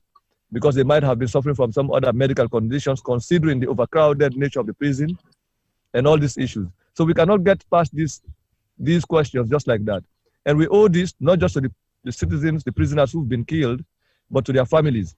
So what I think say, what are the steps to mobilizing that kind of opinion? First, we can start with a group of people who can come together, can also mobilize signatures, can write a letter to the United Nations Security Council, for example, demanding an investigation to the situation, can write, seek assistance from Human Rights Watch or any other international organization, say the UN Human Rights Commission on the UN's Human Rights our division for ask for help in investigating this situation. So any citizen can do them. Any group of citizens can do this. They have the right to do that. What you need is to just write a letter endorsed by a group of people. They can be 10, they can be 5, they can be 3. You can write that letter and send it to this organization. We can either seek a human rights organization for help, put pressure, or we can write the Security Council and demand an investigation into the situation at Salone. We can also write the UN Human Rights Commission for ask for impress upon the government of Salone, or for even assist in such an investigation, because it's a human rights issue. It's the right of people who are in custody who've been killed. We won't forget the circumstance and also identify people with responsibility. And this will also help us to find out exactly why the Minister of Internal Affairs, who was in charge when this incident happened, was put aside or did resign, because there must have been a reason that is tied to the Pademba Road incident. Is it because he was shocked by it? Is it because the president thought he failed to provide leadership? Why was he out of cabinet immediately after that incident? So these are all starters. But yes, it can be done outside of if government not do one, we can able to mobilize. We, citizens of Sierra Leone, can mobilize for lobby and seek the assistance of international organizations, because Sierra Leone is party to these conventions. It is not a state in isolation. The government of Salone for Nutse, they owe an obligation to the community of nations to explain this situation. That in as much as they are in charge of Sierra Leone, they are not isolated from the rest of the world. The world can mobilize and hold them responsible, because when Sierra Leone was in crisis in the 1990s, the entire global community contributed money, contributed troops. Even up to now, DFID is funding the Sierra Leone police force. They provide money, institutional money. We can write to DFID and ask them, say, the money they give to them people there, they are using it to kill people. So make it as an obligation now, before you give them the next quarter of funding, make sure that they investigate this issue towards a reasonable conclusion when we arrive at it before you give them money. We can do that. And we can also get other people who are members of these governments in their parliaments to also help us ask these questions, and also help to impress upon their foreign offices and their development agencies not to give money to the government of Sierra Leone until these issues are investigated. This is not about sabotage. It's an obligation on the part of every citizen to hold in government accountable. When we do these things, we do it because we are promoting the democratic space. We are also holding governments accountable. Now we elect government, not to government, no, do we good. We get the right for hold governments accountable to good governance, principles of good governance, to the protection of the lives and property of citizens. This is why governments are elected. This is why they are paid salaries. Okay, they are not paid salaries to treat people any which way they want. They have to be held accountable, not just for the management of the money, but also for the way they use political power, for the way they run the country. They have to be subjected to minimum rules of governance, standard rules of democratic practice. So we for do our citizens now, we right and we obligation for do that. That's what I just want to underline. Thank you so much. You really elaborate on that, and I hope say viewers them go down learn a lot from that. And if you want to take action some way, somehow, there are legal means of doing that, a peaceful way for do that. Just like how we brother Mr. Bashir. I will come to the legal side just now, but I'll go to Mr. Tiboy Duba for see if we have any questions, comments. We will jog the memories of we panelists them and for guide the conversation for that. We go they don't just know anyway. So those are the last round of questions from there. But if you get able to make you call the number and ask you question before we round up. Go ahead, Mr. Tiboy Duba. I think we don't get a lot of questions there. We don't come. They go to Mr. Macauley and some they go to Mr. Ba. One of the questions that I get here, so they ask, this they go to Mr. Ba. What is your take on Lima, Deputy Minister of Internal Affairs, on defending the presidential elite to take on the National Army? And the other one, they say, one we get directly for do it, whether the ECOWAS or African Union can take on the Commission of Inquiry on their own independently. Then another one, they say a comment. Can they comment? Somebody they asked whether you guys can comment on the video of the boy who was in prison that made 2 types of videos about the inside inside witness. And then also somebody they make mention say if una can make any comments on the fact say we have Lima and Sawane that came out with audio immediately after the incident, if you guys can comment on it. So there are few more other statements that are very important, but most of the statements and questions Mr. Ba and Mr. Macauley don't address with the state of following West. We've seen them go on for do time, and Mr. Ba don't highlights the fact say anybody when a citizen can take up the tax for apply to any of the UN agencies or NGOs then for take up this commission of inquiry. But another question also they say, why is it that the civil societies and other head of parastatals have become very silent in these whole issues? So they are asking about civil societies, the media houses, why have they all gone quiet about this issue? So those are some of the few statements and questions, but most of them have been addressed already by Mr. Ba and Mr. Macauley. Okay, thank you. Apart from those ones that I asked directly. All right, Mr. Pama, in case any question come through the WhatsApp, please make sure you share them to Mr. Duba. You get any question? Any caller on the line? No caller on the line. All right. So, Mr. Macauley, I'll give you the opportunity for highlight, then we'll go back to Mr. Ba. Okay, make I just make one clarification. My understanding is that the prison authorities, not the claim say they not sabi the identities of people we die, we make relatives they're not able for can't claim the body. No, I'm not sure that the prison authorities will be that bold for say they don't know who that they inside it. Obviously they know, and from my interpretation of the report, the ghost report, and also when I read the Director General, the talk now 98, one of the past few days, is the fact that they know what everybody will die with inside it. They know their identity and everything. What has not happened, according to them, is that the relatives or the loved ones of them people and we die, no can claim the body. Well, for make you can claim a body in a Pademba wood, you get for first of all no say that your relative or loved one with a lock na Pademba wood be die during that April 29th riot incident where massacre take place na Pademba wood. Well, for answer that question, make the prison authorities they answer this question we me they ask. Una show we evidence whether na through radio, television, newspaper, or social media, una don't circulate the names, details, pictures of the deceased prison inmates them. We die. We go enable loved ones them for come and claim the body. And let me give you this. After the prison riot, and all of you saw where I be the tweet and put in our social media say, over 4 weeks, we not get access to, we clients and we'll be getting a Pademba wood. Yeah. So even we, the lawyers, they be in the dark as to whether or not we clients them survive or they not survive. So this is a question that goes to the prison services. Therefore, answer the question. You now just can't go and tell we say, oh, nobody no can claim them body there. When I just expect the public for swallow that one day hook, line, and sinker.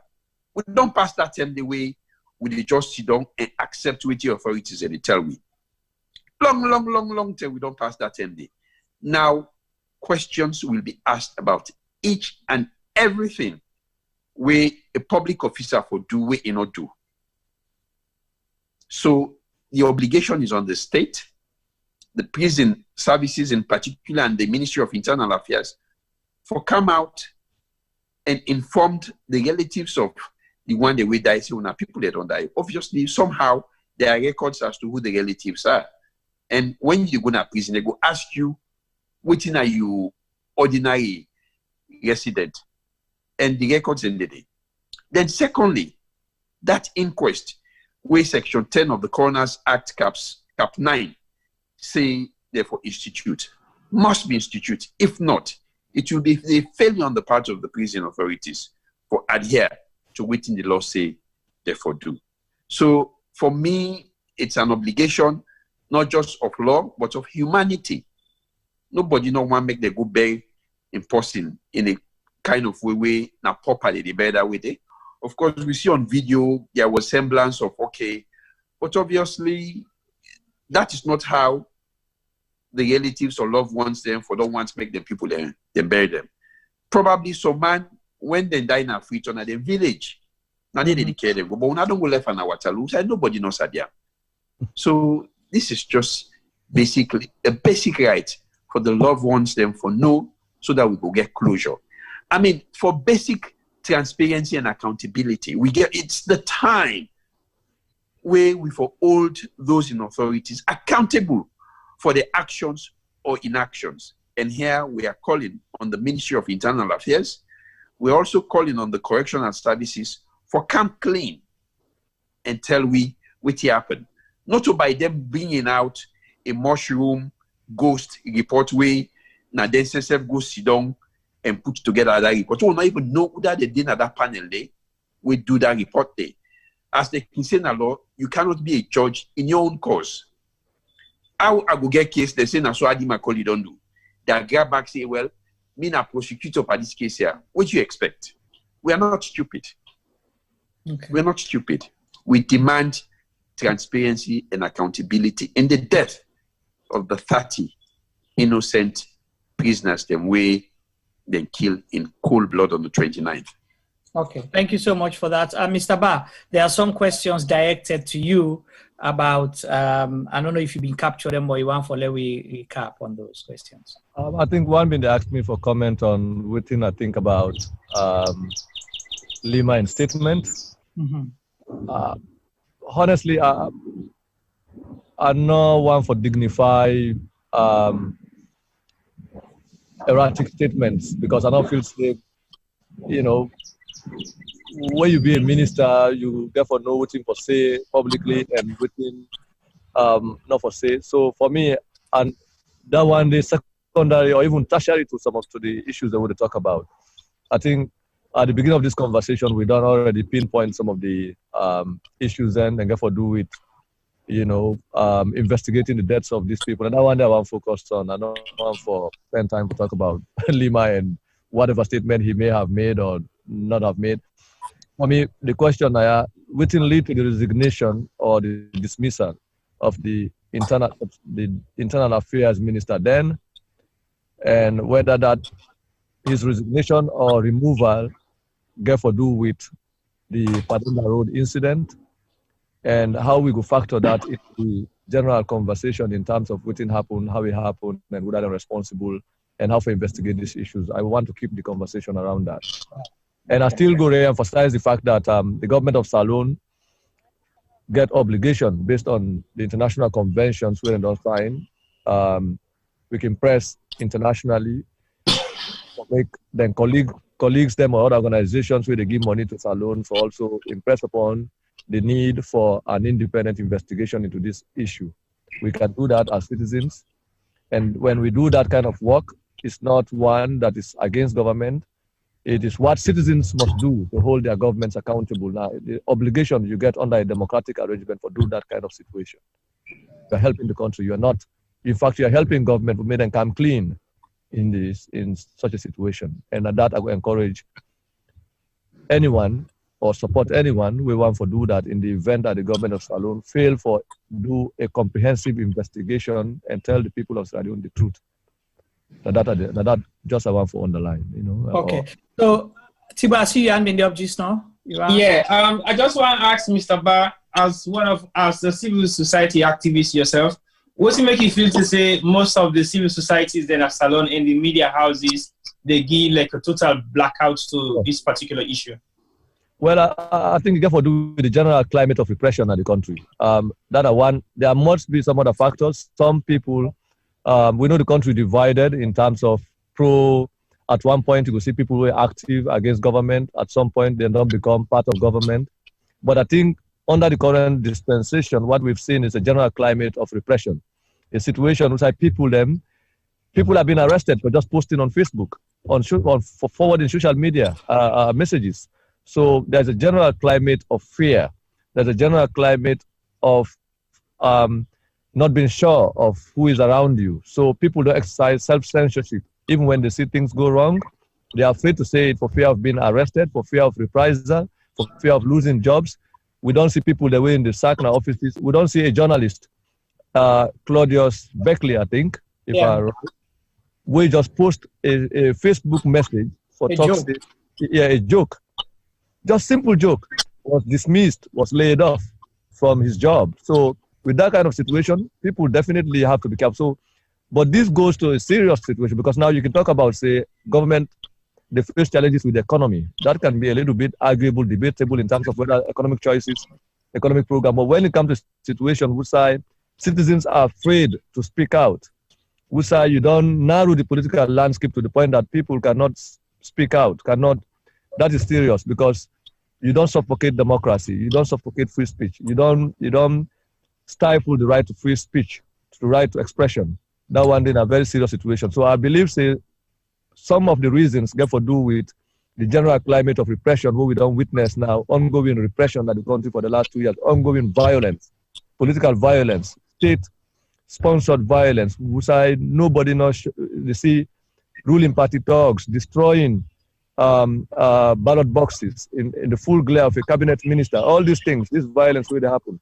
The removal of MPs in parliament by police officers, all of these things don't culminate into a climate of fear, where citizens don't become afraid of participating in a democratic arrangement by speaking out, by debating. And then government, they deprive themselves of the opportunity of benefiting from the talent within the country. Because when you get these competing voices, what leaders do, they benefit from what is good and what is right, and we will shift people's opinions and know how to act. But when you silence people, you force them into their, this unease where they cannot speak out. Then you also don't deprive yourself the opportunity of harnessing the potential in the country for, around ideas, debate on public policy, what is right, what is wrong, and how to move the country forward. Okay. So that I think for me. Yeah, another question before I go to Mr. Macauley quickly, and I'd ask you this because you're strong advocate of the separation of power and how government will function in the interest of promoting democracy and in the interest of citizens. At this stage, where they get all these things, what do you think Parliament can do? Because now reports don't come out. The Director General of Prisons is paid from the Consolidated Fund. Is he someone that they can summon to Parliament because they look at different options with what is possible under the law and what's not possible? So do you think, Parliament gets a responsibility for call the Director General if they're not comfortable with the report we come out for ask them or demand more things from them? I expect that to happen, but I'm not too optimistic about the role of Parliament because we don't see at the beginning of Parliament what will happen. Police officers went to Parliament and forcefully removed MPs from Parliament. Under the, when you talk about the police, you're talking about the extended arm of the executive branch of government. When you subvert the independence of Parliament, the sanctity of Parliament in that kind of situation, because you want to enforce ruling party majority in Parliament, the question then becomes what is happening to democracy? Because how will Parliament checkmate the executive arm of government? How Parliament will question or interrogate some of these departmental heads? So while Parliament get the power, if they want to do that, the question is, do we have that kind of Parliament? What is the composition of the kind of Parliament that we have? We see even with the appointment of judges, one of the judges who was sitting on the treason trial case, if I'm right, there was objection on a greater sector of the opposition against the approval of the presidential nomination. But that objection was also overturned by the parliamentary majority where the ruling party get through a coup against the supremacy of Parliament, because that is what we saw. At the inauguration of this Parliament, we saw a coup against Parliament orchestrated by the executive arm of government, and people just allow that to happen. Nobody's talking about it anymore. That's an aberration of the democratic arrangement. That is where the problem started. So I am not optimistic about what in Parliament get for do, but if Parliament will not get that kind of Parliament as alone, that is not to say they might not invite this guy to Parliament, but what will happen after that? What has Parliament done with all these scandalous things that have been happening with excesses in spending. Look at this kind of situation. There is this ongoing argument between the procurement authority and also, people in charge of Corona funds and all of that regarding purchase and disbursement, procurement, and all of. Nobody's saying anything. Parliament is there. So when we talk about Parliament in this situation, I am really, I would just want to close my eyes on it. I just lock my eyes. All right, we respect that. Before I'll come to you just for follow around, but I'll go to Mr. Macauley. There's a question posed to you. During all this waiting period from April 29th to date, we saw an inmate who was subjected to, public interview on 2 occasions. He gave one version of story the first time, then a couple of days later, another version of story.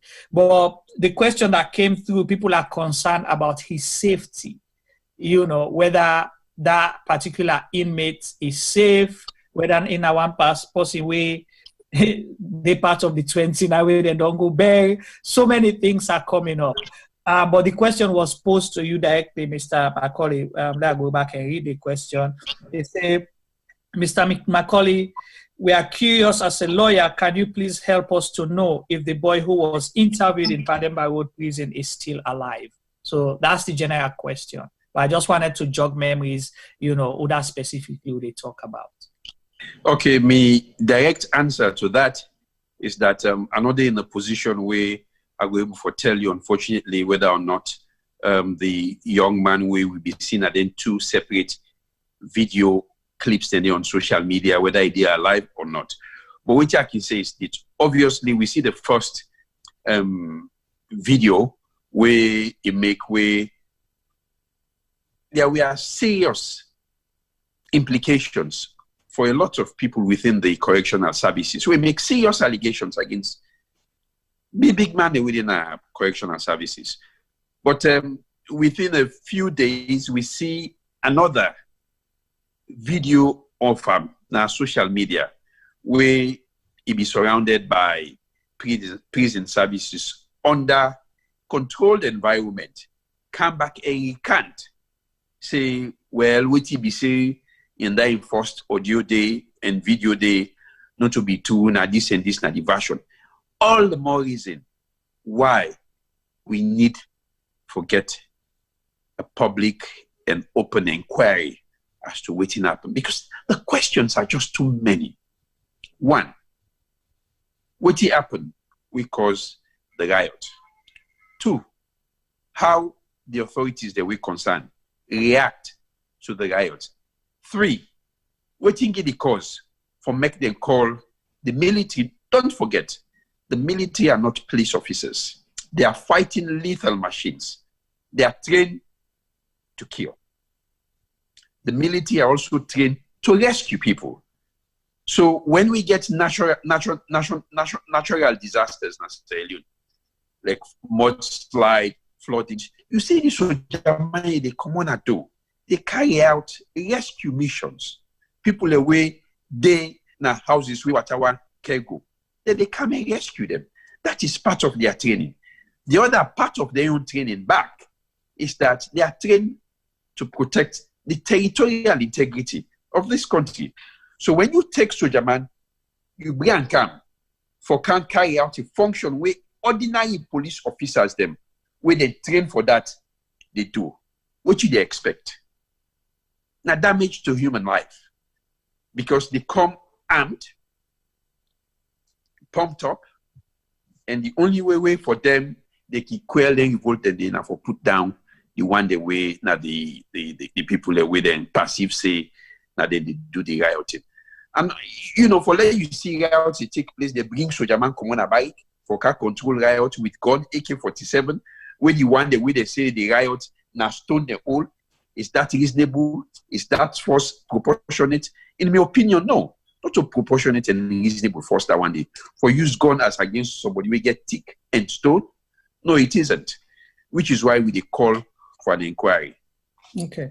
So just on the Constitution, specifically to Sierra Leone Constitution, Mr. Macauley, waiting the Constitution say about situations them of this nature with Constitution. Well, the Constitution don't tell you, say, the soldier man them.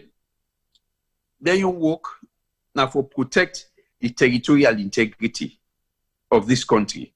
So my question is, on the 29th of April 2020, that morning, was the territorial integrity of Sierra Leone under threat? No.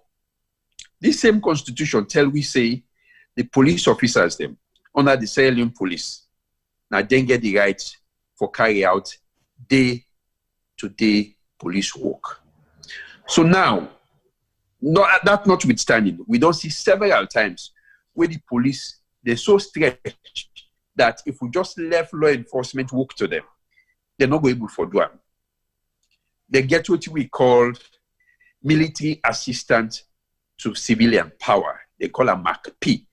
Now, the 10 way they see, take for example, during elections, where the number of police they wait now reach the amount way for able for make sure say they protect people the way they go vote and the voting areas.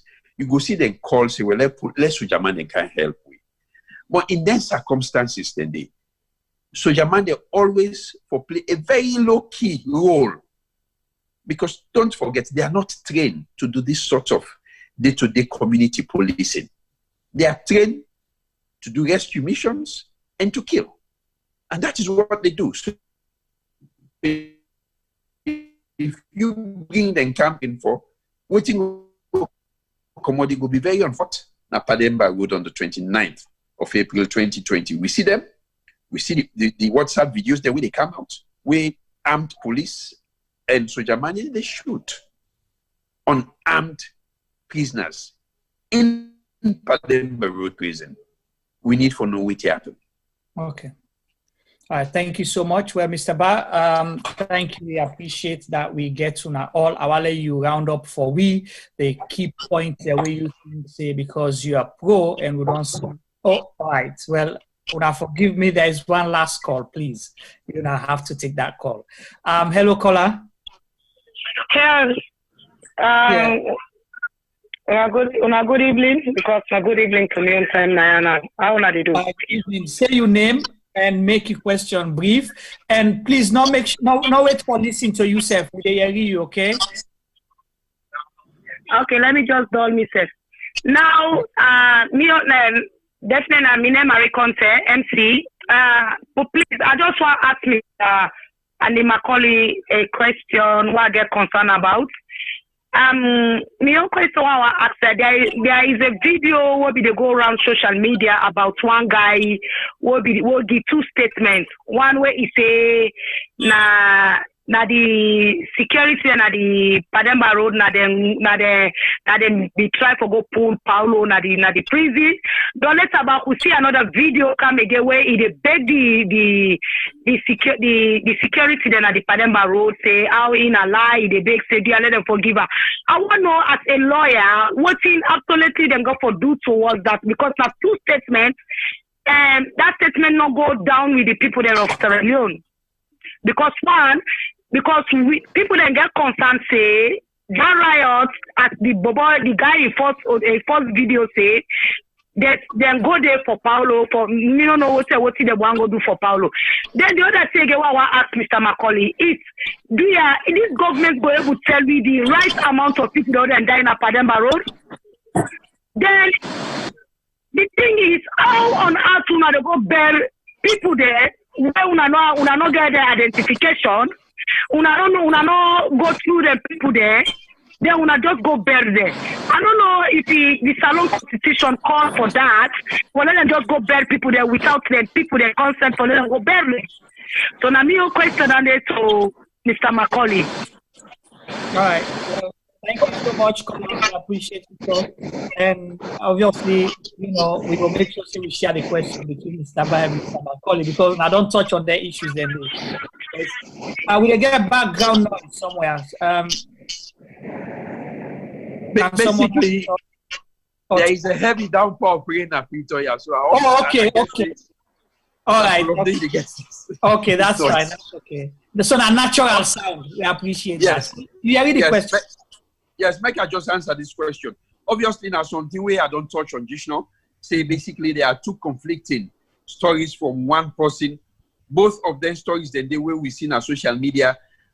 From control environment, where one set of people may be the controller, where they make the first set of accusation, then the second set of video where they say what you say the first set of video, the lie, also where they make that statement, they be under a controlled environment where you get prison officers there around them.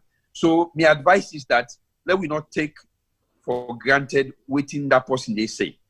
The only way we'll be able to know exactly what happened, what he see. Now for we'll go get a public inquiry way, the way for column, like how we all see on television, commissions of inquiry. That is what we call nobody not get anything for hide, as they be they say. If somebody be thief, let them bring and come, make it answer to the public for waiting a thief where he be in our office. So we serve as the public, they say, look, if somebody get an obligation for protect life and property, and this kind of thing don't happen, make for God's sake, we get a public inquiry where we go see back, where the one whole country go see, where we go get credibility for make the able for see say what happened at Pademba that the way 30 innocent lives were lost of prisoners, including one prison officer we make at 31. Now so and so be happen. Now this person ain't responsible for let this and this happen, and now this person is responsible for make the killings that take place, and whether or not the force used, the gun the way they shoot, and the blunt object the way they use for hit people, whether or not they were justifiable force used for quell down the riot will be to take place. Okay, thank you so much. Over to you, Mr. Ba. I don't know if you want for piggy on that question there, and then just give you your roundup now for this. I think as a roundup, much of this we don't talk about, and we just they demand an independent investigation into the Pademba Road incident. We'd already talked about why we want that, why the current report failed to meet all the expectations of the public, and what are the obligation of citizens in this kind of situation. I think we don't need to repeat all that. I would just want to thank you and all the individuals who participate. A very good opportunity for Mr. Macauley in view on these matters. So I just want to stop here. And I'd encourage every Sierra Leonean we're concerned about this for make we talk about how to put pressure on government for get at the bottom of this. Now we're responsible and we're right for do so. And me are open for work with anyone that wants to get at the bottom of this, and I will offer my service to anyone, and I say it publicly. Anybody we want for make we put pressure, for make we get at the bottom of this, I'm willing to put my signature to it. I'm willing to brainstorm with that person, and I'm willing to work with that person for demand accountability from government for their actions. That one day I do them as a citizen. So I'd encourage anybody but also take up that responsibility as a citizen for do that. Thank you. All right. Thank you so much, Mr. Ba. We appreciate you. Any book they come out just now? Hopefully. I've been very busy with PhD research and all that, so that I wanted to take all my time right now. But yeah, we look forward to another book, hopefully. Okay, all right. Mr. Macauley, what's in your roundup for this before we end the program? Well, firstly, I want to say thank you to the one that we view and listen to this program. This program is one way I accept for take part in, not because I feel say I just want for talk, but I feel say the public need for be enlightened about their rights and obligations and what they take place in the country. Quite a lot they happen, especially with this prison riot issue, where nobody know tend for no outside of the government circle. So I believe say my voice now a credible voice. We are going for lend to the clarion call for make we get accountability and transparency and a public inquiry into what happened, so that we go learn from the mistakes of the past, so that what be happen not will repeat itself. All right, thank you so very much for that. To we panelists that we appreciate you now. Well, unado waiting and say it's been an interesting conversation and mind blowing, and we said all learn a lot. And we have to have this conversation. They may not, sit well with you, or you may be happy about it, but it is necessary for democracy for grow. Like how Mr. Macauley been say and Mr. Ba, it could be you, it could be a family member. The reason why then they call for inquest and independent inquiries, now for let the same thing not happen again. Because waiting not happen now, people they need for be held to account for that.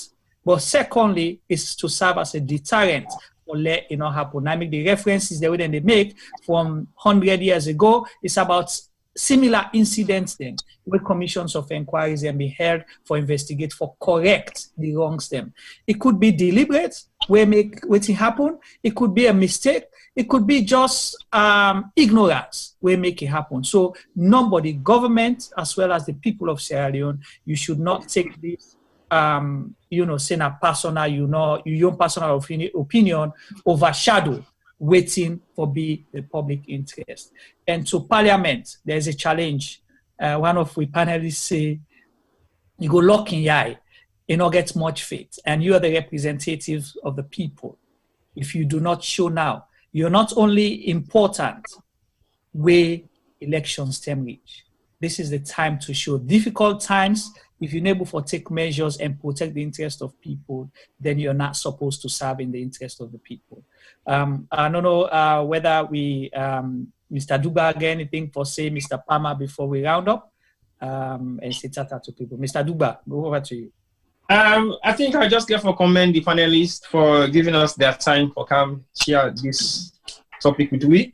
And Mr. Ba, there has been a lot of requests for your contact. I don't know how you're going to dish that one out, but everybody's asking for your contact. Since you don't make yourself open, say you're willing to work with anybody, I think we go possibly find a way how we share those contacts to those people on a one-to-one basis. But as I say, the forum is being quite moderate today, and kudos to now all for maintaining the concerns of how they reflect to the panelists and also the viewers and the chat group members. Then I think when we keep it civil, the conversation becomes civil and becomes more educative and entertaining. We're here to share the platform for everybody and anybody who thinks it's got something to deliver to the entire populace of civilians all over the world. So they say thank you to now all, and we hope say we will continue for join me every week. Now they come twice a week, but with the demands going on, we might extend it, but we're not too sure yet. But so far, Mr. Ba, I know say you did try for put you research them together, but the issues the way they happen at Salon now need a lot of your expertise in terms of deliberation to the population. We don't know much about what's in the happen. And again, we will most likely want to get you back on civil society issues that we now of serious concern in Sierra Leone. So we get for the NACI on a regular basis. And to Mr. Macauley, we know say right now your hands are full, extremely full. But you get for learn with some of the time so that they can get some education about the system where they happen at Salon.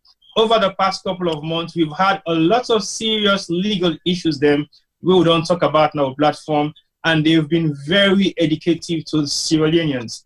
Now we get the opportunity for interact with UNA 10, 15, 20 years ago. It's definitely impossible. But now we serve to get some amount of knowledge from what they come up from UNA, where they're at the ground, things are easy, difficult, challenging, but you guys are still there doing your work. Even though not so comfort situation for most of UNA, we don't live in the diaspora, but they say thank you for the fact say UNA did it. Not to say no one for can join now, but we self get we own issues that we'll self they deal with now. But in time to come, we'll all go be part of the journey for make Sierra Leone become a better place. But we always knock on UNA door for make UNA share some knowledge with we and we population we get all over the world. We need to know a lot about what's in the happen at Salon, so no one gets media blackouts. And as I say, the platform is open and it's open to anybody, government, personal, private, NGOs, civil societies, as long as it gets something to do with Sierra Leone, we are here to discuss it. So I would say thank you to the panelists and thank you to viewers and thank you to the chat group. And we also expect now for the give. When I ask questions, because most times I'm not able to read all the questions they're waiting at the chat group, take the opportunity for use the number and ask questions. You question as long as it moderates and you not get no insights or no abuse, we they give the opportunity for do that question if I ask the question. So look, we always make sure say we get the opportunity for take advantage of their opportunity there. So because it need to come on a regular basis. So that's all I would have to say, Mr. Bar. All right, thank you so much. Thank you to T-Boy, and thank you, Mr. Palmer. So when I reward that to another year, and we go call on Mr. Macauley again sometime soon. But please, people in the establishment, in government, we're not afraid. This is an open platform. When I call get a conversation, we know they ambush anybody. Let's have a conversation. Let's move Sierra Leone forward, and let's stay positive. Till next week, we get interesting program, hopefully an interesting guest on Tuesday and an interesting program on Wednesday. Miju Maba, on behalf of the team, they say tata. Macauley, maybe we'll give you 2 seconds before you go follow the brief. Okay.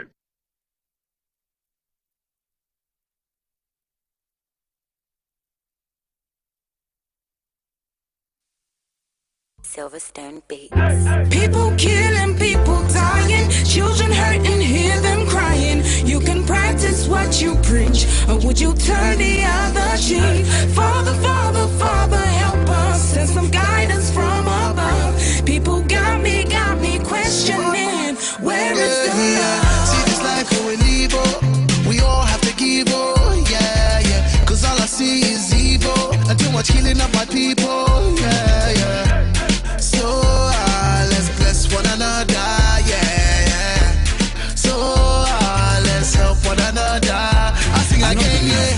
What's me, I don't see this kind of thing really happen. This not to be education opportunity. Now in we need, let we learn for the share, not to all time for big greed. You see this life, the live, oh. You see where we lose or we know. Stop killing one another. Let's stand together, yeah. Stop playing the hero, looking at each other like we're zero. On the block with the sea, money they can make every day pan pre, yeah. Alright, they took our boys, they take our joy, take our joy. This study time we stop now crime. Don't blind bodies like your future. Stop the stabbing, stop the killing. Let's love one another. Peace. Where is the I see fighting every day, I see dying every day. Why don't we help each other and pave the way for a better life, a life that we all deserve? Instead of killing each other, why don't we preserve? So you wanna be a bad man, he's gonna be a badder man. You got a big knife, he's gonna get a bigger knife. Our people suffered for years in chains. Now we turn on each other, cut for gains. For the ones that send the youth to kill themselves, you pretend to be a father figure but only care for yourself. You are nothing but the flesh of the devil. You're evil, low life on another level. Think about the mothers and the pain they go through. You don't care for these kids, they mean nothing to you. But karma only knows the boomerang maneuver. One day the green reaper will be your remover. This head of the range ranting up some sanctimonious food is as poetic verses, ruminate a prophecy given to a sentient dude. So I say it's as it is for you to listen and deduce the wisdom that's gonna liberate and galvanize you. Under the sun ain't nothing new, that for black and black crimes and breaking news. Under the sun ain't nothing new. You gotta stand up, stand up for what you believe in. Gotta stand up, stand up for what is right. Cause if you got me, then I've got you too. Regardless of what you've been through, even when you're feeling new. Where is the love? Do this if we try. There's no time to waste, no time. Together forever, whatever the weather. Us as a unit working together. See, I did not love done, but me heart still at home. God don't lift me up, but me heart still at run. You will never go far if you don't know where you're from. So I don't do it for myself, I'ma do it for the young. Plead to my brothers, let's do it for the youngers. Why spend a bag on a jumper? Back where you're from, people dying with hunger. With people then they suffer. You then I argue, they bluff, it's copper. You're the game, need for change. Like we not get up. Where's the love? Where's the love, yo? Where's the love? I said, Where is the love? Little youth, let's take time. Stop all the knife and the gun crime.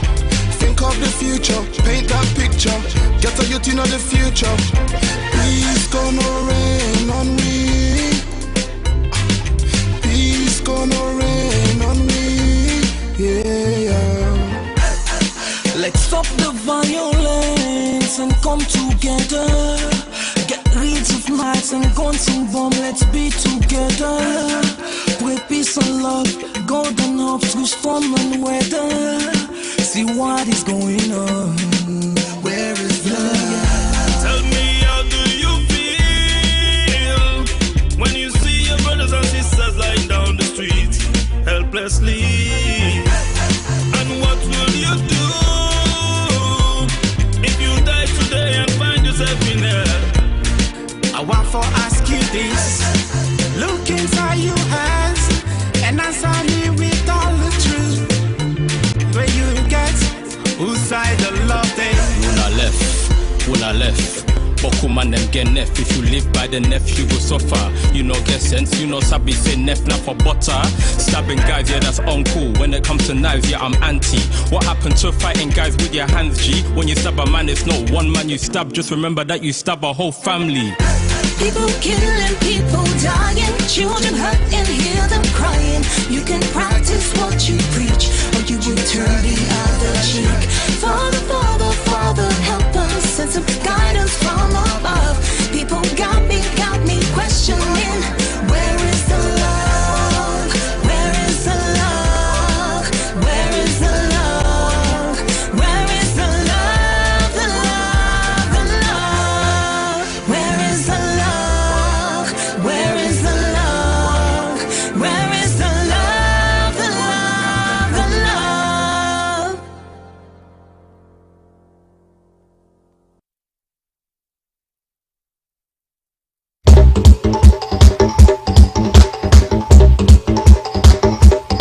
Now who's term this? Yes, this na term for all Salon people and then party them. Sarah Jem Media will be bringing you a variety of programs ranging from documentaries to discussions, interviews, news, views, sports, and entertainment.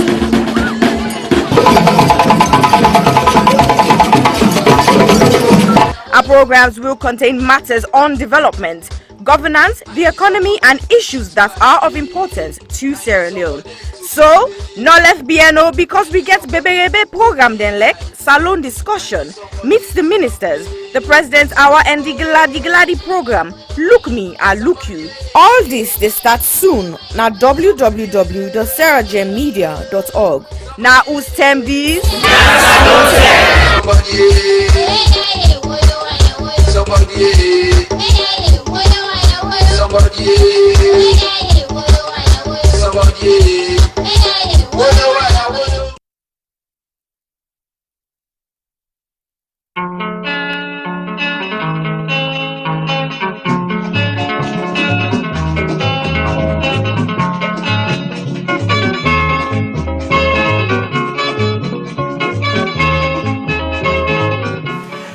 As we talk about burning issues ranging from politics to the economy, culture to sport, education to entertainment, corruption to the environment, we realize the Sierra Leone story is far from finished.